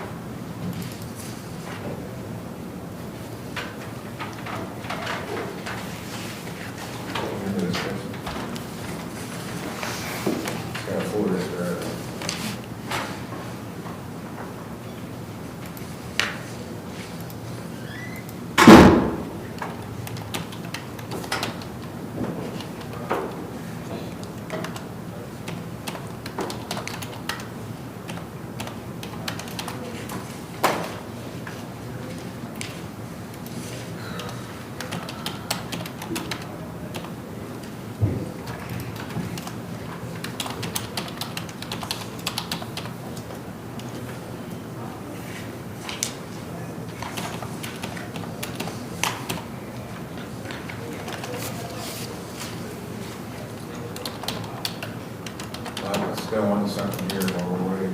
We got something to do here. State of Ohio versus Michael Anderson, case number CRB 25613. And Ms. Key, we'll come back to you in just a moment. Ms. Key, we'll come back to you in just a moment. We're doing another case file. Okay, Michael Anderson is Roger Smith's case. So That's for pre-trial. I got two outstanding patient ones. One of them, and then he's on completion of everything from the program, and I can pay whatever we need to do. It's all available today. Okay. So they copies. They will make them copies. And you guys like to do that as possible. Sure. If not, here's what that's. And then use these as well.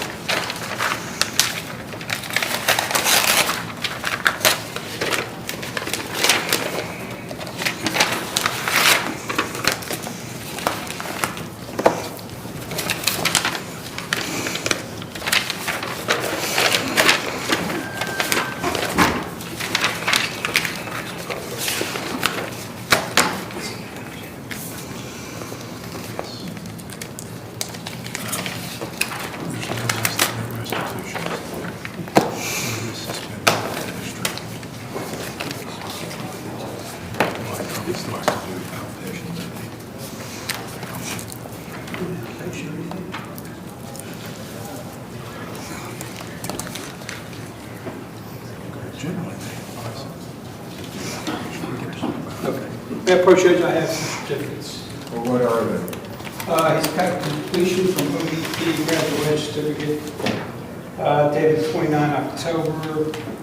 He's got a couple of outstanding patient awards. He's got an undated letter from Sheila Cremines, with ODP recovery. Is the state satisfied with it? Well, typically, because OVP is only a 30-day program, I think they generally refer people to outpatient after they complete. So I'd like to find out if they did that.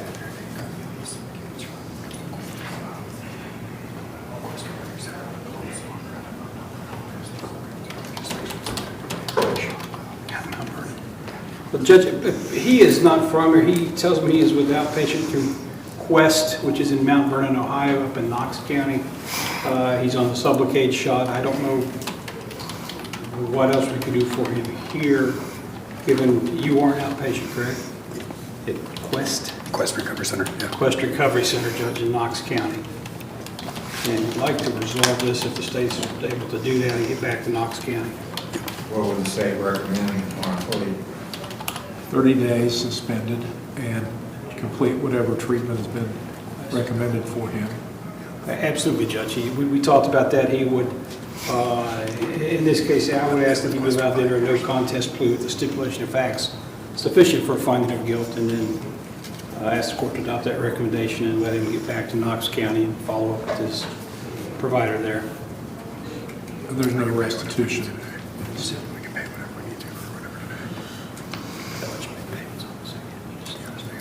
Okay, is there an agreement then? There is agreement, yes, sir. All right, do you agree, Mr. Anderson, with what your lawyer has said? Yes, sir. Okay. Anything you want to tell me before I conclude it? No, I just apologize for my actions, you know. I made some mistakes and I've, done my best to rectify them and get back to work and get my life back in order.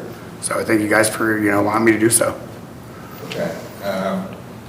On your plea, I'll make a finding of guilty. Okay. I'll impose a $100 fine and court costs. 30 days in jail, all suspended on the condition that you complete treatment. Yep. Furnish proof of that to the court. I'll set a review hearing for you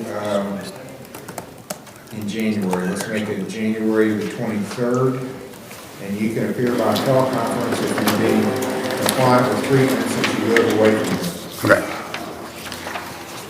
2 years of level 5 probation. You need to go speak with Mr. Major in the probation office and get your paperwork, and you're free to go. Just to the left is the legal court. Any questions? No. Okay. All right, back to Ms. Key. Kelly Key, 25,750. She's set to jail. And you are Kelly R. Key. Ma'am, can you hear me? You're Kelly Key. Yes, sir. Ms. Key, you've got 2 charges filed against you, 750A and B. The first charge is a theft offense that alleges that on November 21st, you tried to deprive Walmart of property against their consent. That's a theft offense. This alleges happened in Fayette Township. Carries a maximum penalty of 6 months in jail, $1,000 fine. And 750B alleges trespassing, that you did not have permission to enter on the premises of Walmart. That's a 4th degree misdemeanor. Maximum penalty is 30 days in jail, $250 fine. You understand these 2 charges? Yes, sir. You have a right to remain silent. You don't have to say anything. If you do say things that are on the record, they can be used against you. You have a right to have an attorney, to have one appointed if you can't afford one, to have bail, and to make the state prove these 2 charges beyond a reasonable doubt. Do you understand those rights? Yes. How do you wish to plead to your charges? Not guilty. Do you want a lawyer appointed? Yes, please. Do you have any income? Are you working? No, I live in Florida and I'm here trying to sell my house in Ironton, but my dad lives in Prestonsburg. I have my dad is watching my 5-year-old. I don't actually live in this area. What's the state's position on bond? Your Honor, Ms. Key was in this court back, I believe, in about April, or that was when the case was concluded.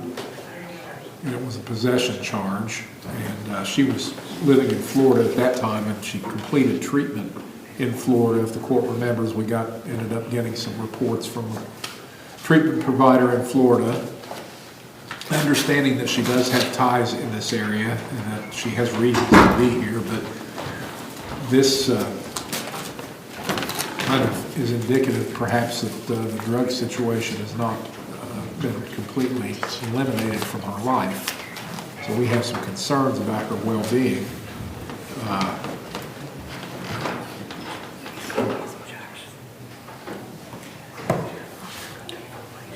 I suppose that what we would like to see her do is, if she's still having problems, we'd like to see her get back into treatment. Now, whether that should be tied to the issuance of a cash or surety bond, I guess I wouldn't take a position on that, but we'd like to see if she still needs some help. Mr. Morford, I'll appoint you to represent Ms. Key. I'm entering a not guilty plea for her. Since she's going to be around, I guess she's got property here she has to sell, so she's going to have to come back here. I'll let her sign a signature bond of $1,000. And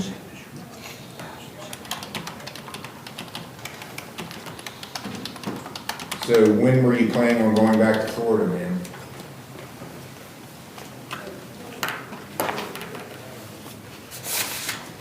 Ms. Key, can you hear me? Ms. Key? Well, I'm sorry. When were you planning on going back to Florida? It would be sometime after the holiday. Okay, so I'll set your hearing for December the 8th. Okay. Your next hearing will be December the 8th at the court here in Chesapeake at 10 o'clock. Mr. Morford's going to be your lawyer. He wants a number from you. Do you have a number you wouldn't mind sharing with him so he can call you? I'm sorry, like a cell phone number? Yes, ma'am. Okay, it's 813-419-9000.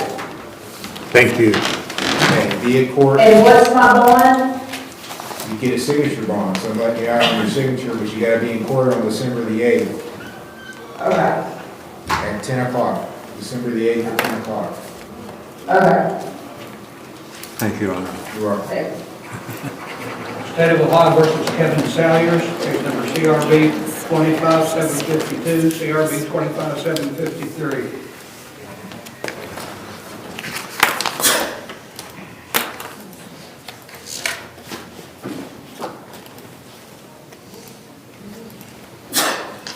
That's you. Okay, so you're Kevin Salyers? Yes, sir. All right, Mr. Salyers, I've got some charges against you. Before I go over this with you, let me advise you as to your rights. You have the right to remain silent. You don't have to say anything. You do make statements that can be used against you. You have a right to have an attorney. You have one appointed. You have a right to bond, make the state of Ohio prove any charge against you beyond a reasonable doubt. Do you understand those things? Could you repeat that for me again, sir? You have the right to remain silent. You have the right to have an attorney. They have one appointed. You have the right to make the state prove any charge against you beyond a reasonable doubt. And you have the right to bail. You understand those things? Yes, I will need an attorney, that's it.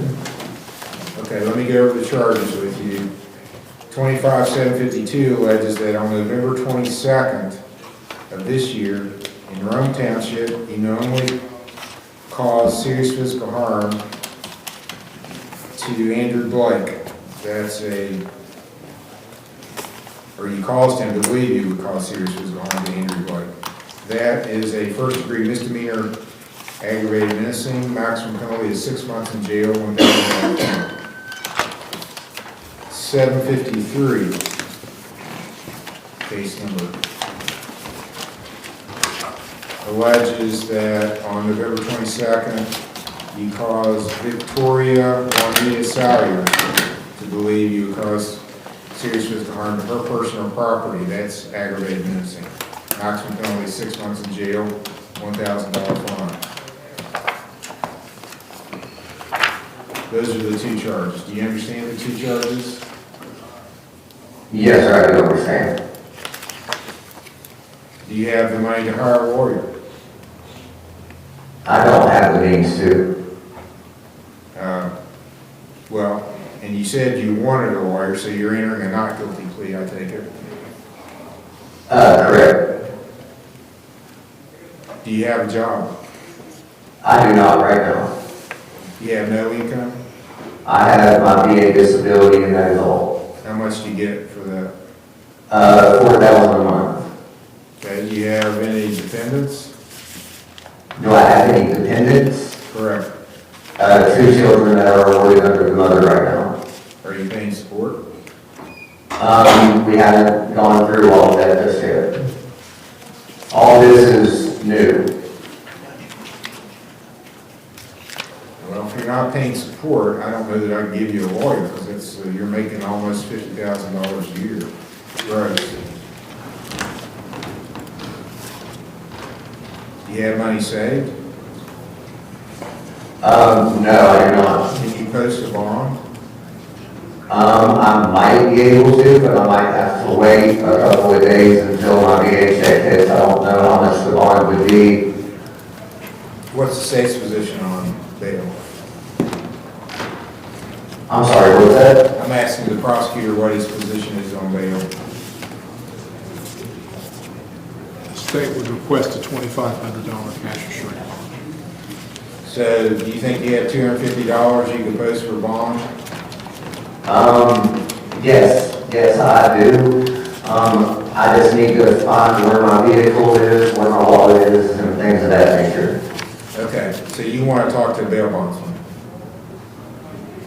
I'm sorry, what was that? You want to talk to a bail bondsman? Correct. Okay, I'm going to set your bail at $2,500, cash or surety. I'm not going to appoint a lawyer for you at this point. Okay. You make too much money. And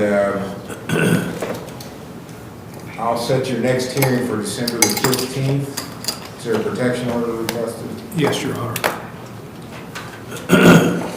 Okay, any problem for you to stay away from Andrew Blake and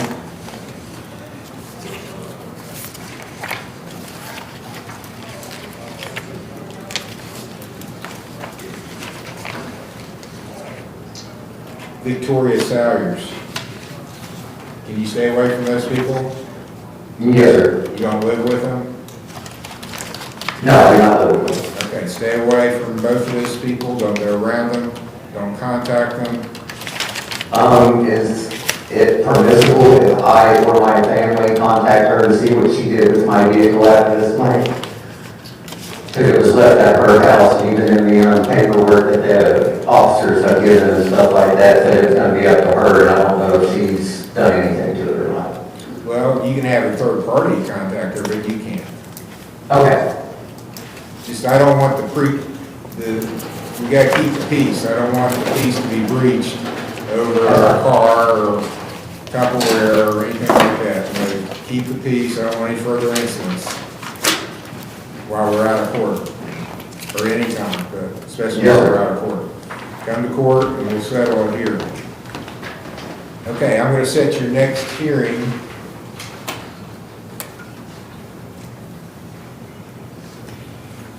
Okay, we'll make it December the 8th. So the second Monday in December will be your next hearing. I already said the 15th, didn't I? December 15th, we'll keep it that day, December 15th.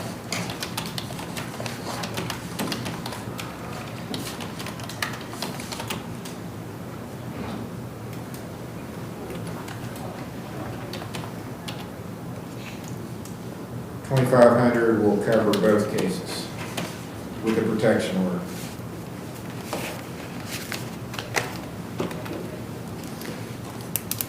I Okay, we'll have bail bondsman contact you about posting the bail there while you're at the jail.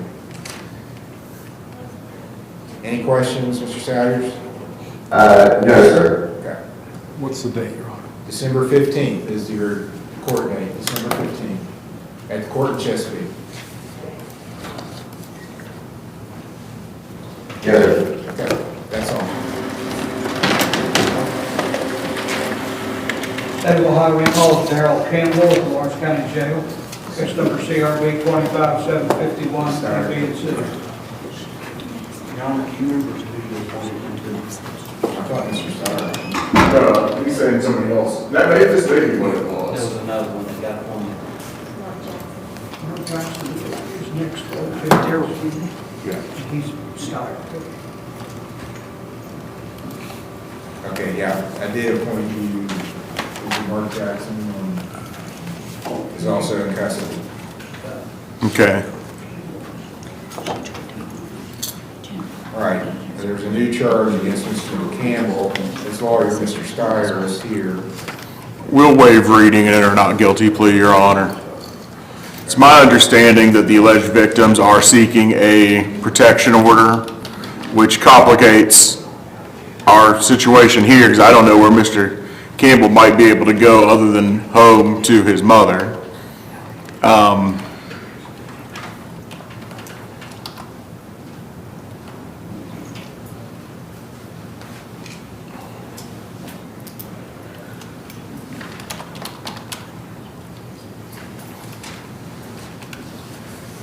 What's the state's position on Mom? She's the victim in this. She's one of the two. There's two, I guess there's two victims. She's one of the two alleged victims. We share the same concerns. I don't know what to do at this point. I don't think he's got anywhere to go except back with his mom, and now she's filed a second charge against him, and it now involves another individual. So we've tried to reach out by calling. His mother doesn't have phone service, and the other individual, we've reached out to her, but didn't get an answer from her either. Jennifer McClellan is her name, and she's a neighbor. So I don't know what to do. A complicating factor, Your Honor, is I'm not going to appear before this court on a criminal docket again until the 12th of December. Okay.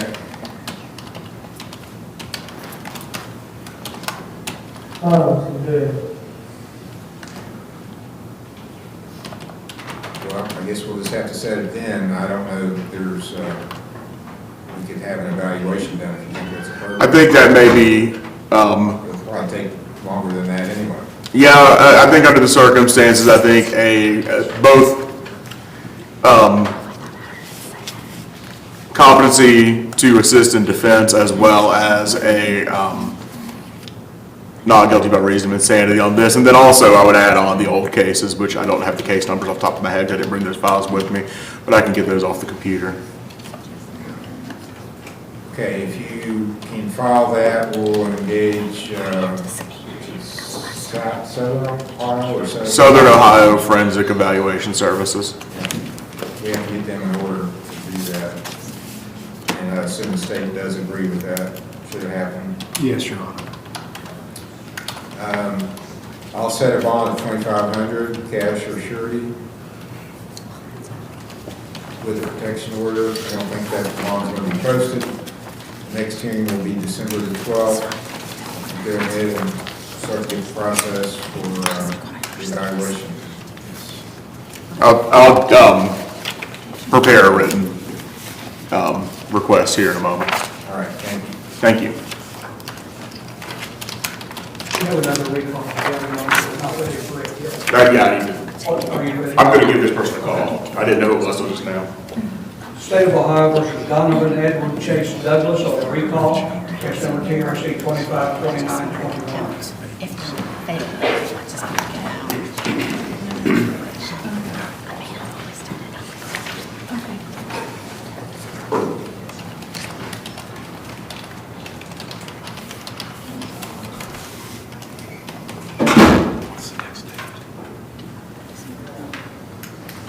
Okay, it does appear that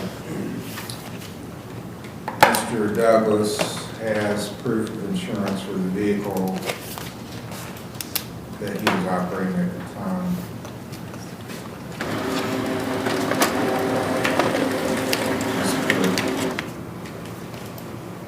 Well, yes. November 16th through May of the 26th, this happened November 20th, so this would be during the time frame. Okay, so we can go ahead and do the sentencing. Your Honor, what's the case number, please? Case number is 252921.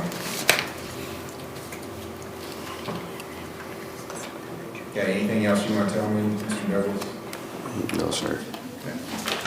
I'll impose the minimum fine, $375, court costs.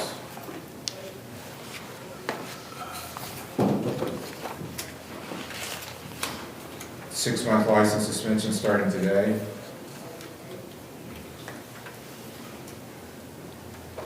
$20 days in jail suspended on the condition that you do 5 days of community service, serve 2 years of court probation, review hearing on June the 8th of 26, and you have to go to the driver intervention program.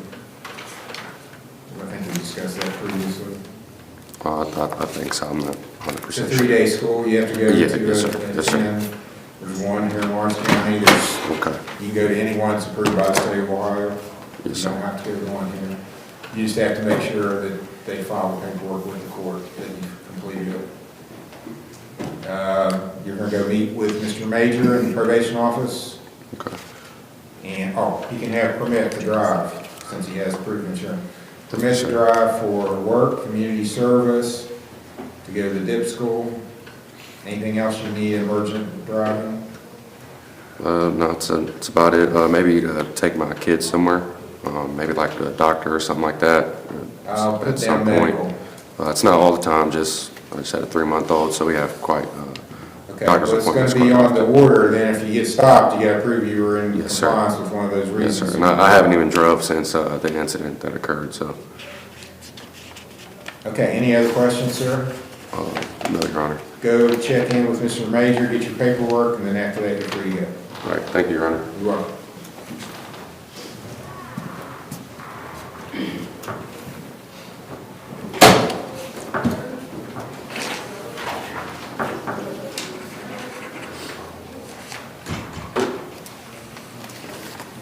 State of Ohio versus Taylor Bryan, case number CRB 20-112, CRB 23-112, PRC 25-1974, A&D.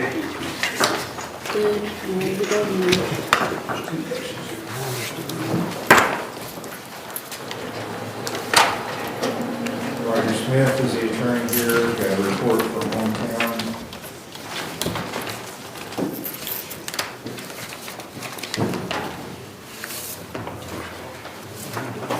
This is the report.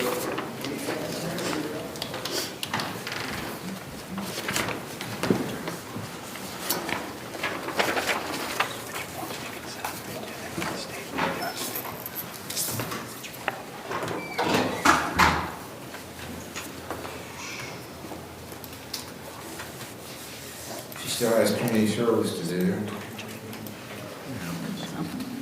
And finds the cost there. Yeah. Are you making any payment today? I have it on my card, but I have to get it off of there to make the payment, so, I'll say I'll get paid next week, so I'll probably make a payment next week. What about community service?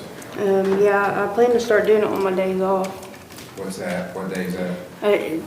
It changes. Sometimes it's Wednesdays and Saturdays, so that's most of the time, but Either one of those days works, you just have to Yeah. get it done.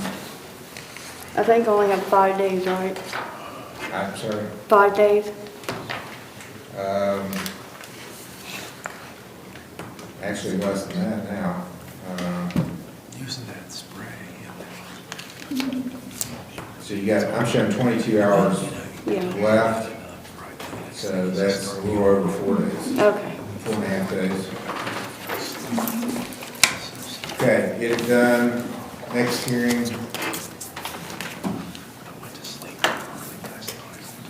December 29th? Judge, I'm actually not here, I'm here January 5th. That's, January 5th. yes, sir. January 5th will be the next thing. Thank you, Your Honor. You're welcome. State of Ohio versus Earl Carter, case number TRC 25-1974, A and C. This is Mr. Smith's case. I have it as a pre-trial.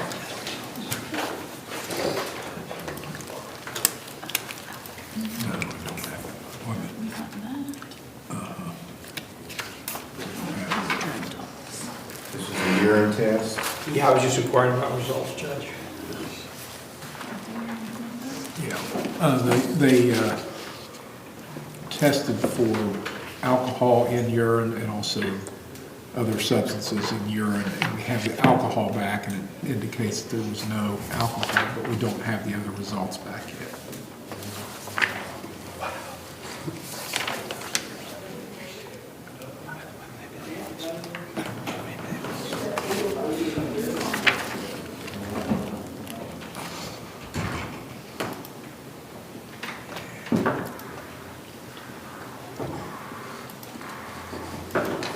How do you wish to proceed, Mr.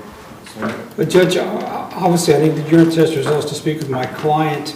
I would ask that we come back on a different date. I would ask that the time be held against the state. I can't wait time. If they're not able to produce the results, maybe that can get somebody in Columbus to get a little bit quicker. Mr. Hill? Well, all we can do is ask again, so we'd like to come back in a fairly short period of time. I've got, When's your next date back? the next date back would be the 5th of December. Okay, I've been prohibited from setting dates. Oh, the 8th, I'm here the 8th also. 8th. Okay. December 8th. We're pretty sure off.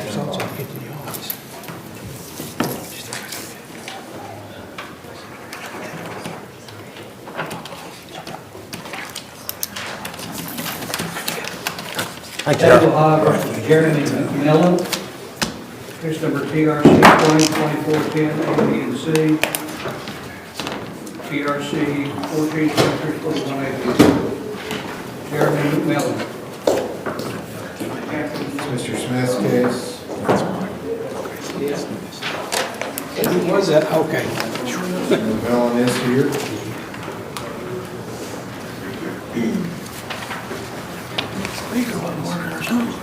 The speaker's not working? I didn't hear my name. You made it just in time. Oh, yeah. Yeah, he's sober living and working, making progress. He still has some fines to pay. Are you making any payment today, Mr. McMillan? I can't today, I could probably pay some Friday. I just now got my, out of the hole, my insurance and that blow and go caught up. Okay. Month out, Mr. Smith. 23rd of January, Judge, or 26th, either one. That's 2 months. Oh, I'm sorry, how about December 22nd? I'm sorry. December 22nd. Okay. Thank you, Your Honor.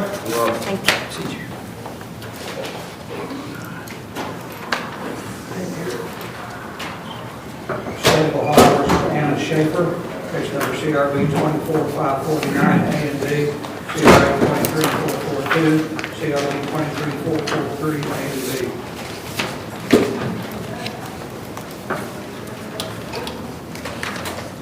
Mr. Smith's case, pretrial.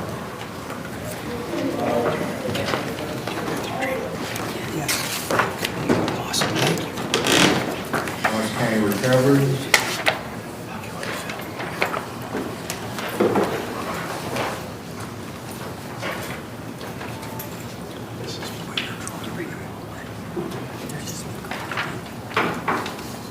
Judge Mack, there's some more than one. Yes. Sorry.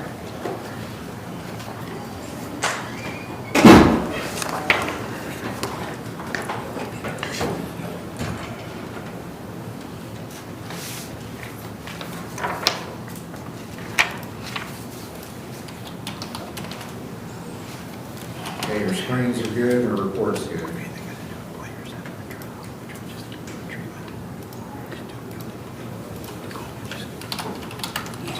And now got a promotion. Good work, good, very good.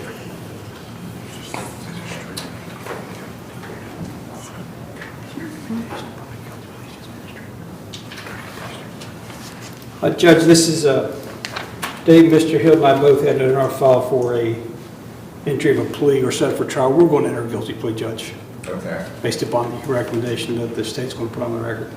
that's on the misdemeanors. Yes, Judge, Your Honor. Yes. So that's CRB, 24 CRB 549? Yes, 549.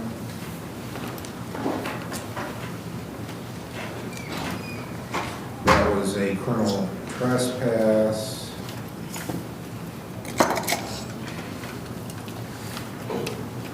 And a theft offense from Walmart. There was an A and B on that one.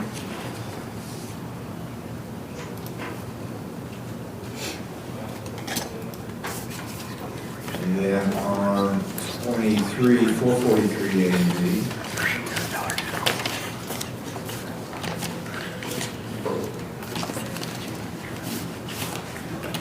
Also theft from Walmart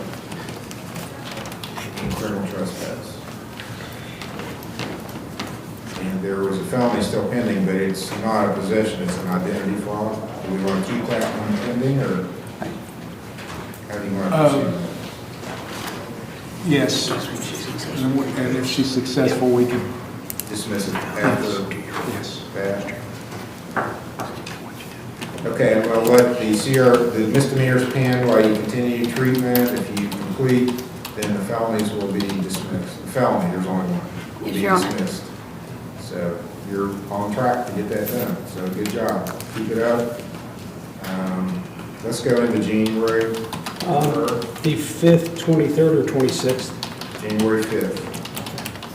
January 5th and 26th will be next week. See you after the holidays with a good report.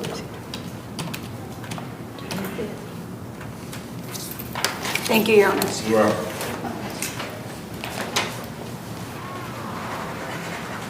State of Ohio recalls Mark Jackson at the Lawrence County Jail, case number CRA 25344, CRB 25345.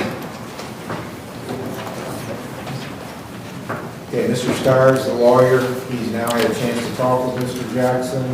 I have, I don't know if bond or a date were discussed at all last time we were here, or last time you guys were up here with him. I'm not gonna be available again until the 12th, so that would be the soonest we could set that. So I hope the state would be agreeable to an OR bond with an order of protection to stay away from, I guess, I would assume both Sam's Club and the alleged victim, the alleged individual victim.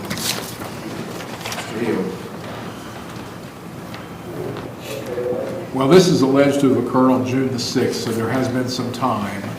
And so apparently nothing else has happened of a criminal nature that's been charged, so we're a little bit more assured that there's not going to be immediate problems, but the allegations of the terroristic threats is pretty serious. So we're okay with an OR bond with protection order for Miranda Chapman, and also an order to stay away from, or was it Lowe's? Sam's. Sam's.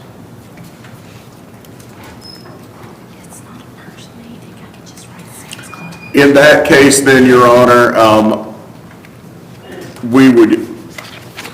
like I said, as soon as I can be back is the 12th. If he has an OR bond, I'm not sure that's even outside the 15 days. Yeah, it's gotta be outside the 15 days. So it's outside the 15 days, we'll have to do a time waiver. And if we're doing a time waiver, there's a day after the 12th that is better, we might wanna do a different date if that doesn't work for you, or we can stick with the 12th. I know I have 9 cases that day at this point. Well, we could do the 12th, or we could do the 15th or 19th. Do you have a preference between those? Of the two, the 19th is a little clearer. Okay, I'll set it for the 19th. So, Mr. Jackson, I'm letting you out on a signature bond, That's your promise that you will come to court as ordered, with an order that you not go around Sam's Club or this Miranda Jackson, don't contact either Sam's Club or Miranda Jackson in any way, and be at the court in Chesapeake on December the 19th at 10 o'clock. You understand that, sir? You understand? When- Now, is that he said it's Chesapeake, that's where the It's across from police the, department is? no, it's across from the flea market. Okay, so, no, okay, Right on County Road 1. And sir, do you have a cell phone? yes, Can you give me that number? it would be 304-939, 3271. All right, I'll send you a message on that number. Give me a text, shoot me a text back when you get out, and we'll make arrangements to speak. Okay, will do, sir. Thank you, Your Honor. Your Honor. Your Honor, we're finished with Warren County Jail. Okay, that finishes up at the jail. State of Ohio versus Jeffrey Coster, case number CRA 25531A and B, CRA 25587. Mr. Smith's case, Jeffrey Coster. Judge, he's also got a case pending in common pleas. He's a combat veteran of the Iraq War. He has been extradited to Boyd County. We were in court Wednesday, so the case there is on hold. Boyd County was able to pick him up, and he's serving time for waiting further hearing in Boyd County, Kentucky. Okay, so what are we gonna do if the case is here? If we could set him out What's 30. the extradition, so they can be dismissed. Yes, he's in Boyd County. That was confirmed Wednesday. 25,587 was the extradition, so it'll be dismissed. He is in Kentucky now. Yeah, Boyd, yes, sir. And then we've got CRA 25531, so that's a felony. No reason to keep it here, is there? No, Your Honor. As a matter of fact, in speaking with the alleged victim, who is Mr. Coster's father, he was not requesting any restitution on the theft he got, or the unauthorized use. He got the vehicle back. We're just going to nolly these charges, and we'll determine. Okay, so Probably not even. Clear up everything in this court. Probably not. Okay, so we'll just say everything on Jeffrey Coster's knowledge. Perfect. Thank you.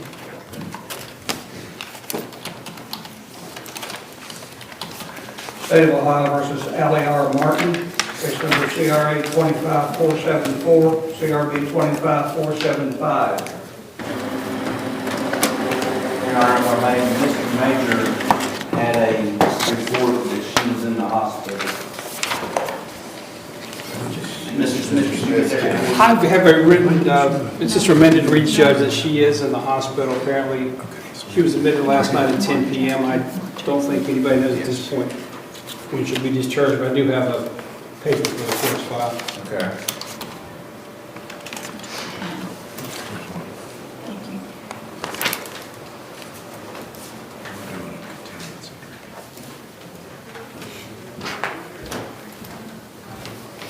Well, do you want to have you want to continue it or have a warrant issued since she isn't here? How do you want to proceed?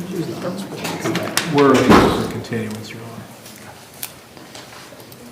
Honor. Judge, the 8th is the next time, well, the 5th or 8th of December is the next time I'm back. No. And I think we're not setting things on the 5th, so the 8th or 12th? Yes, sir. December 8th. That's fine. Finish your request. Yes, we'll waive time.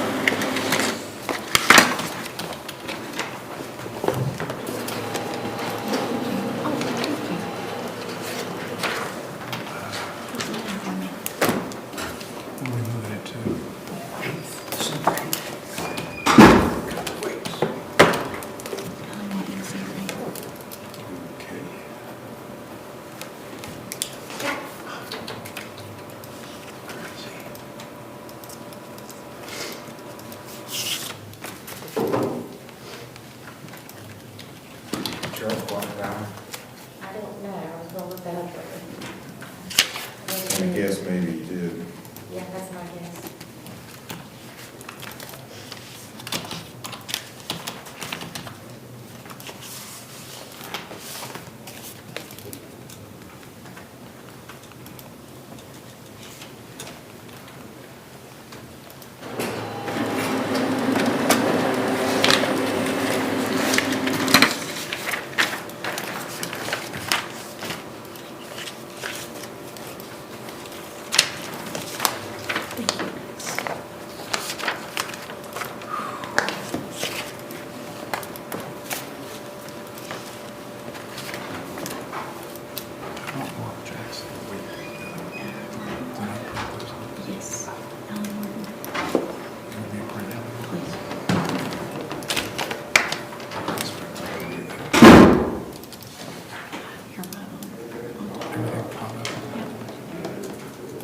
State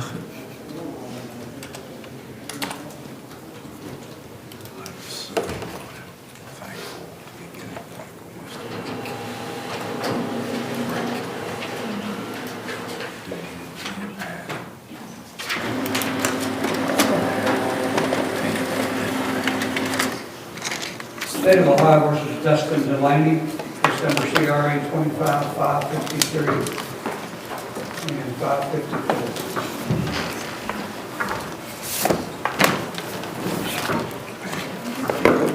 Mr. Norfolk's case is set for preliminary injunction recall.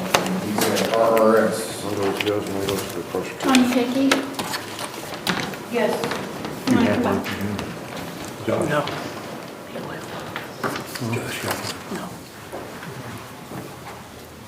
You should speak with the prosecutor for a moment.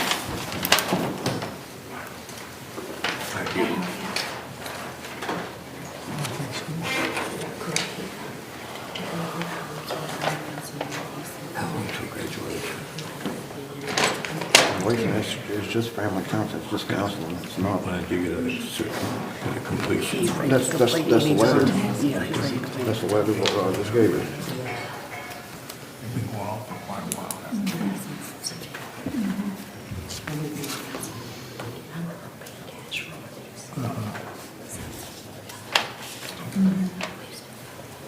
Oh, my. Yeah. Okay. Well, I admire you for sticking with it. Yes. And you stick with it too.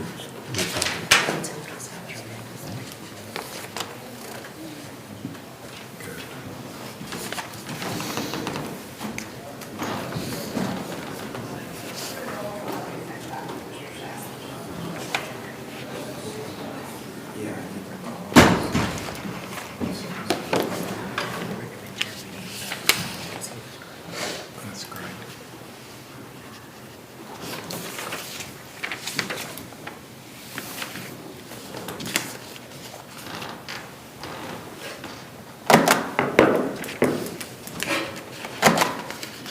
Your Honor, I have Ms. Hickey here, who's the alleged victim in this, and she and Mr. Delaney have been faithful, my understanding, in their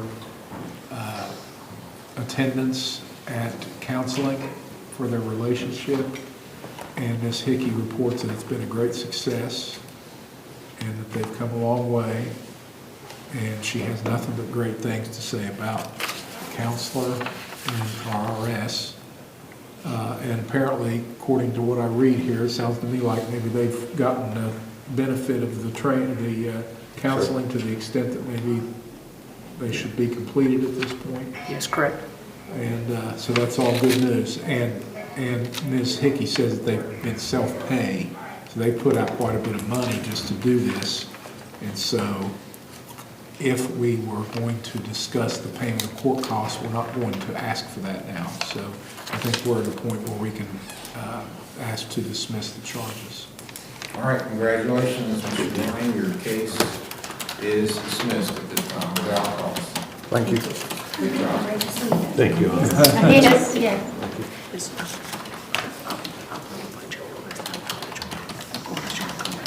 Yeah.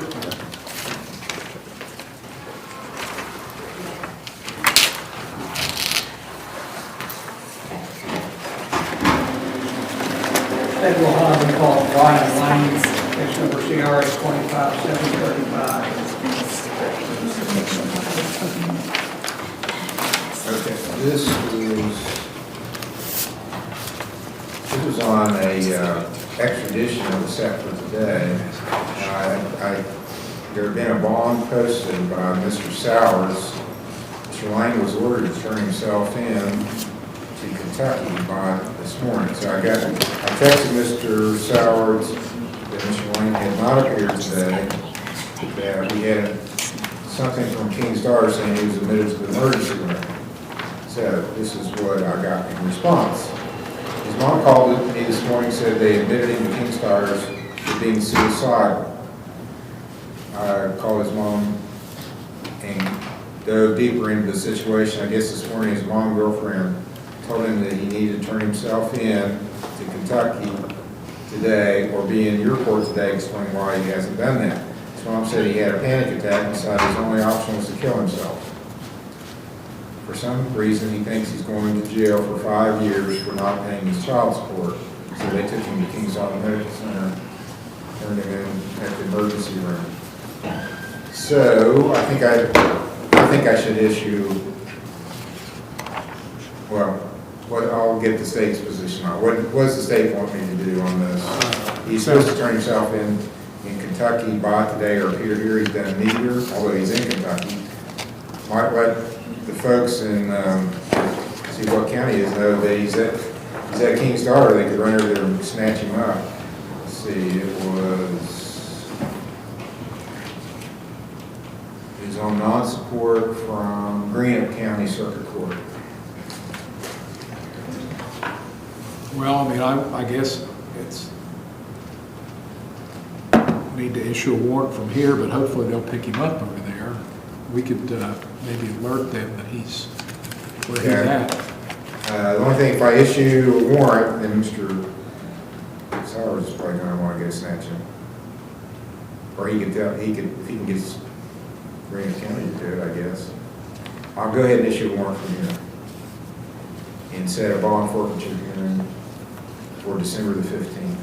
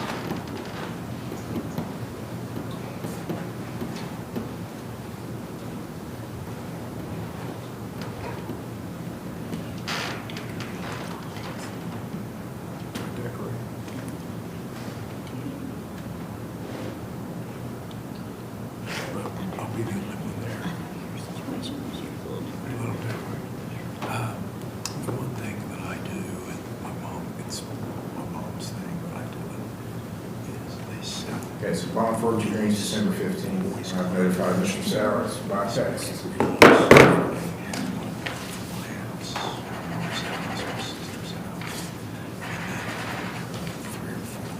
State of Ohio versus Paul Lewis, case number TRC 252119 from ABNC.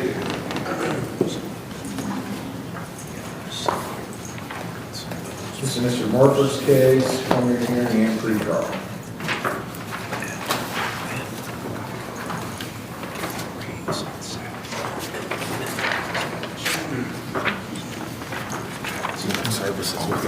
Okay.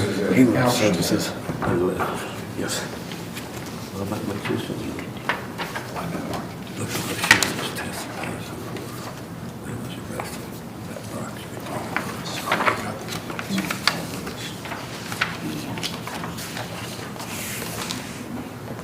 It's unfortunate. Okay, I gave him a no R bond to go to the counseling center, so. I don't think so. The bench warrant for failure to appear today. Did he? Thank you, Your Honor. You're welcome.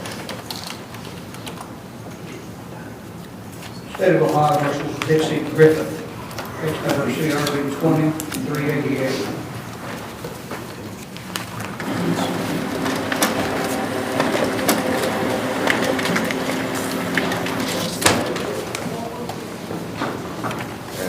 Griffiths is at United Family Recovery. She has a bond up. That's why it's on the sentencing docket. Commissioner, Your Honor. Yes.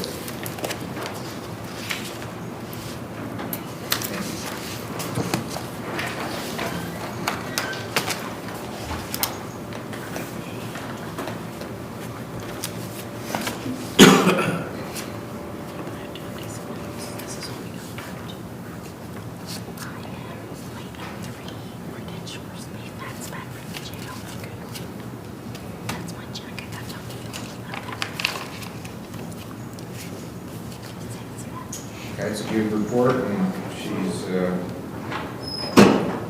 got a certificate of completion. Is this for everything or just portions of the program?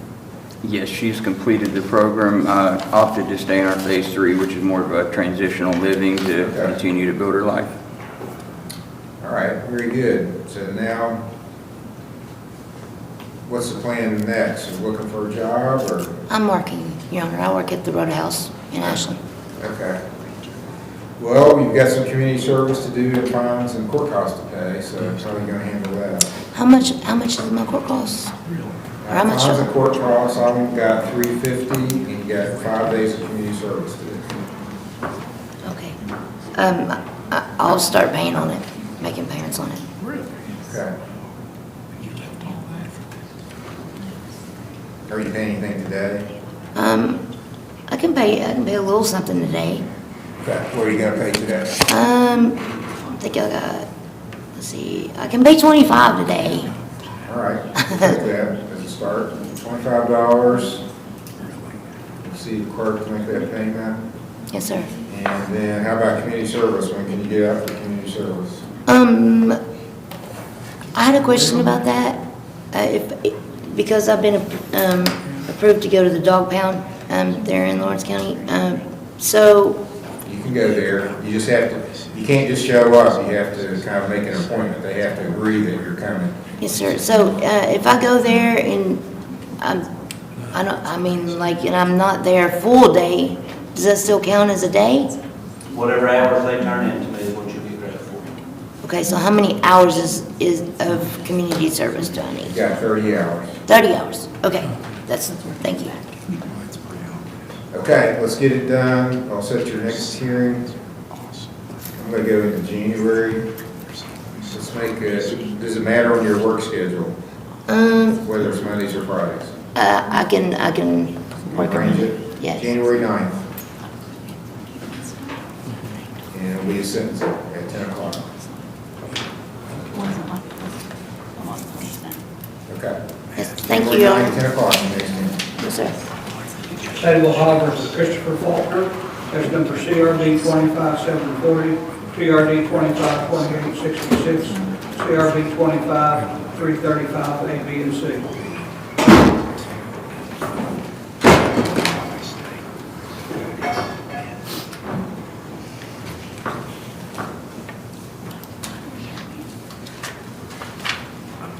Okay, Mr. Faulkner had entered a guilty plea before. Drug paraphernalia, got a bond up. Have you started any kind of treatment, Mr. Faulkner? Yes, sir, back at OVP. Okay. I think my next, Says you've got a report with you. nah, my next appointment's gonna be this Wednesday. Where are you doing the treatment with OVP? I don't know if it's 20th Street or what it is. I think, yeah. 6th Avenue? Yeah. I'm not good with the streets and that. When did you start there? Not even, it was Wednesday, so it was a week from now. Okay, do you think you'd be clean now if I gave you a screen? I mean, I can screen if you need me to, it ain't a problem. Are you gonna be clean? I should, yeah, as long as it's out of my system within a week, it'll be fine. Okay, go do a screen and come Okay. back and we'll decide how we're gonna get forward. Okay, so we're gonna be in recess, that's the only case we've got left to get this screen. I can meet with volunteers and finish them up after we get this game. So course of recess.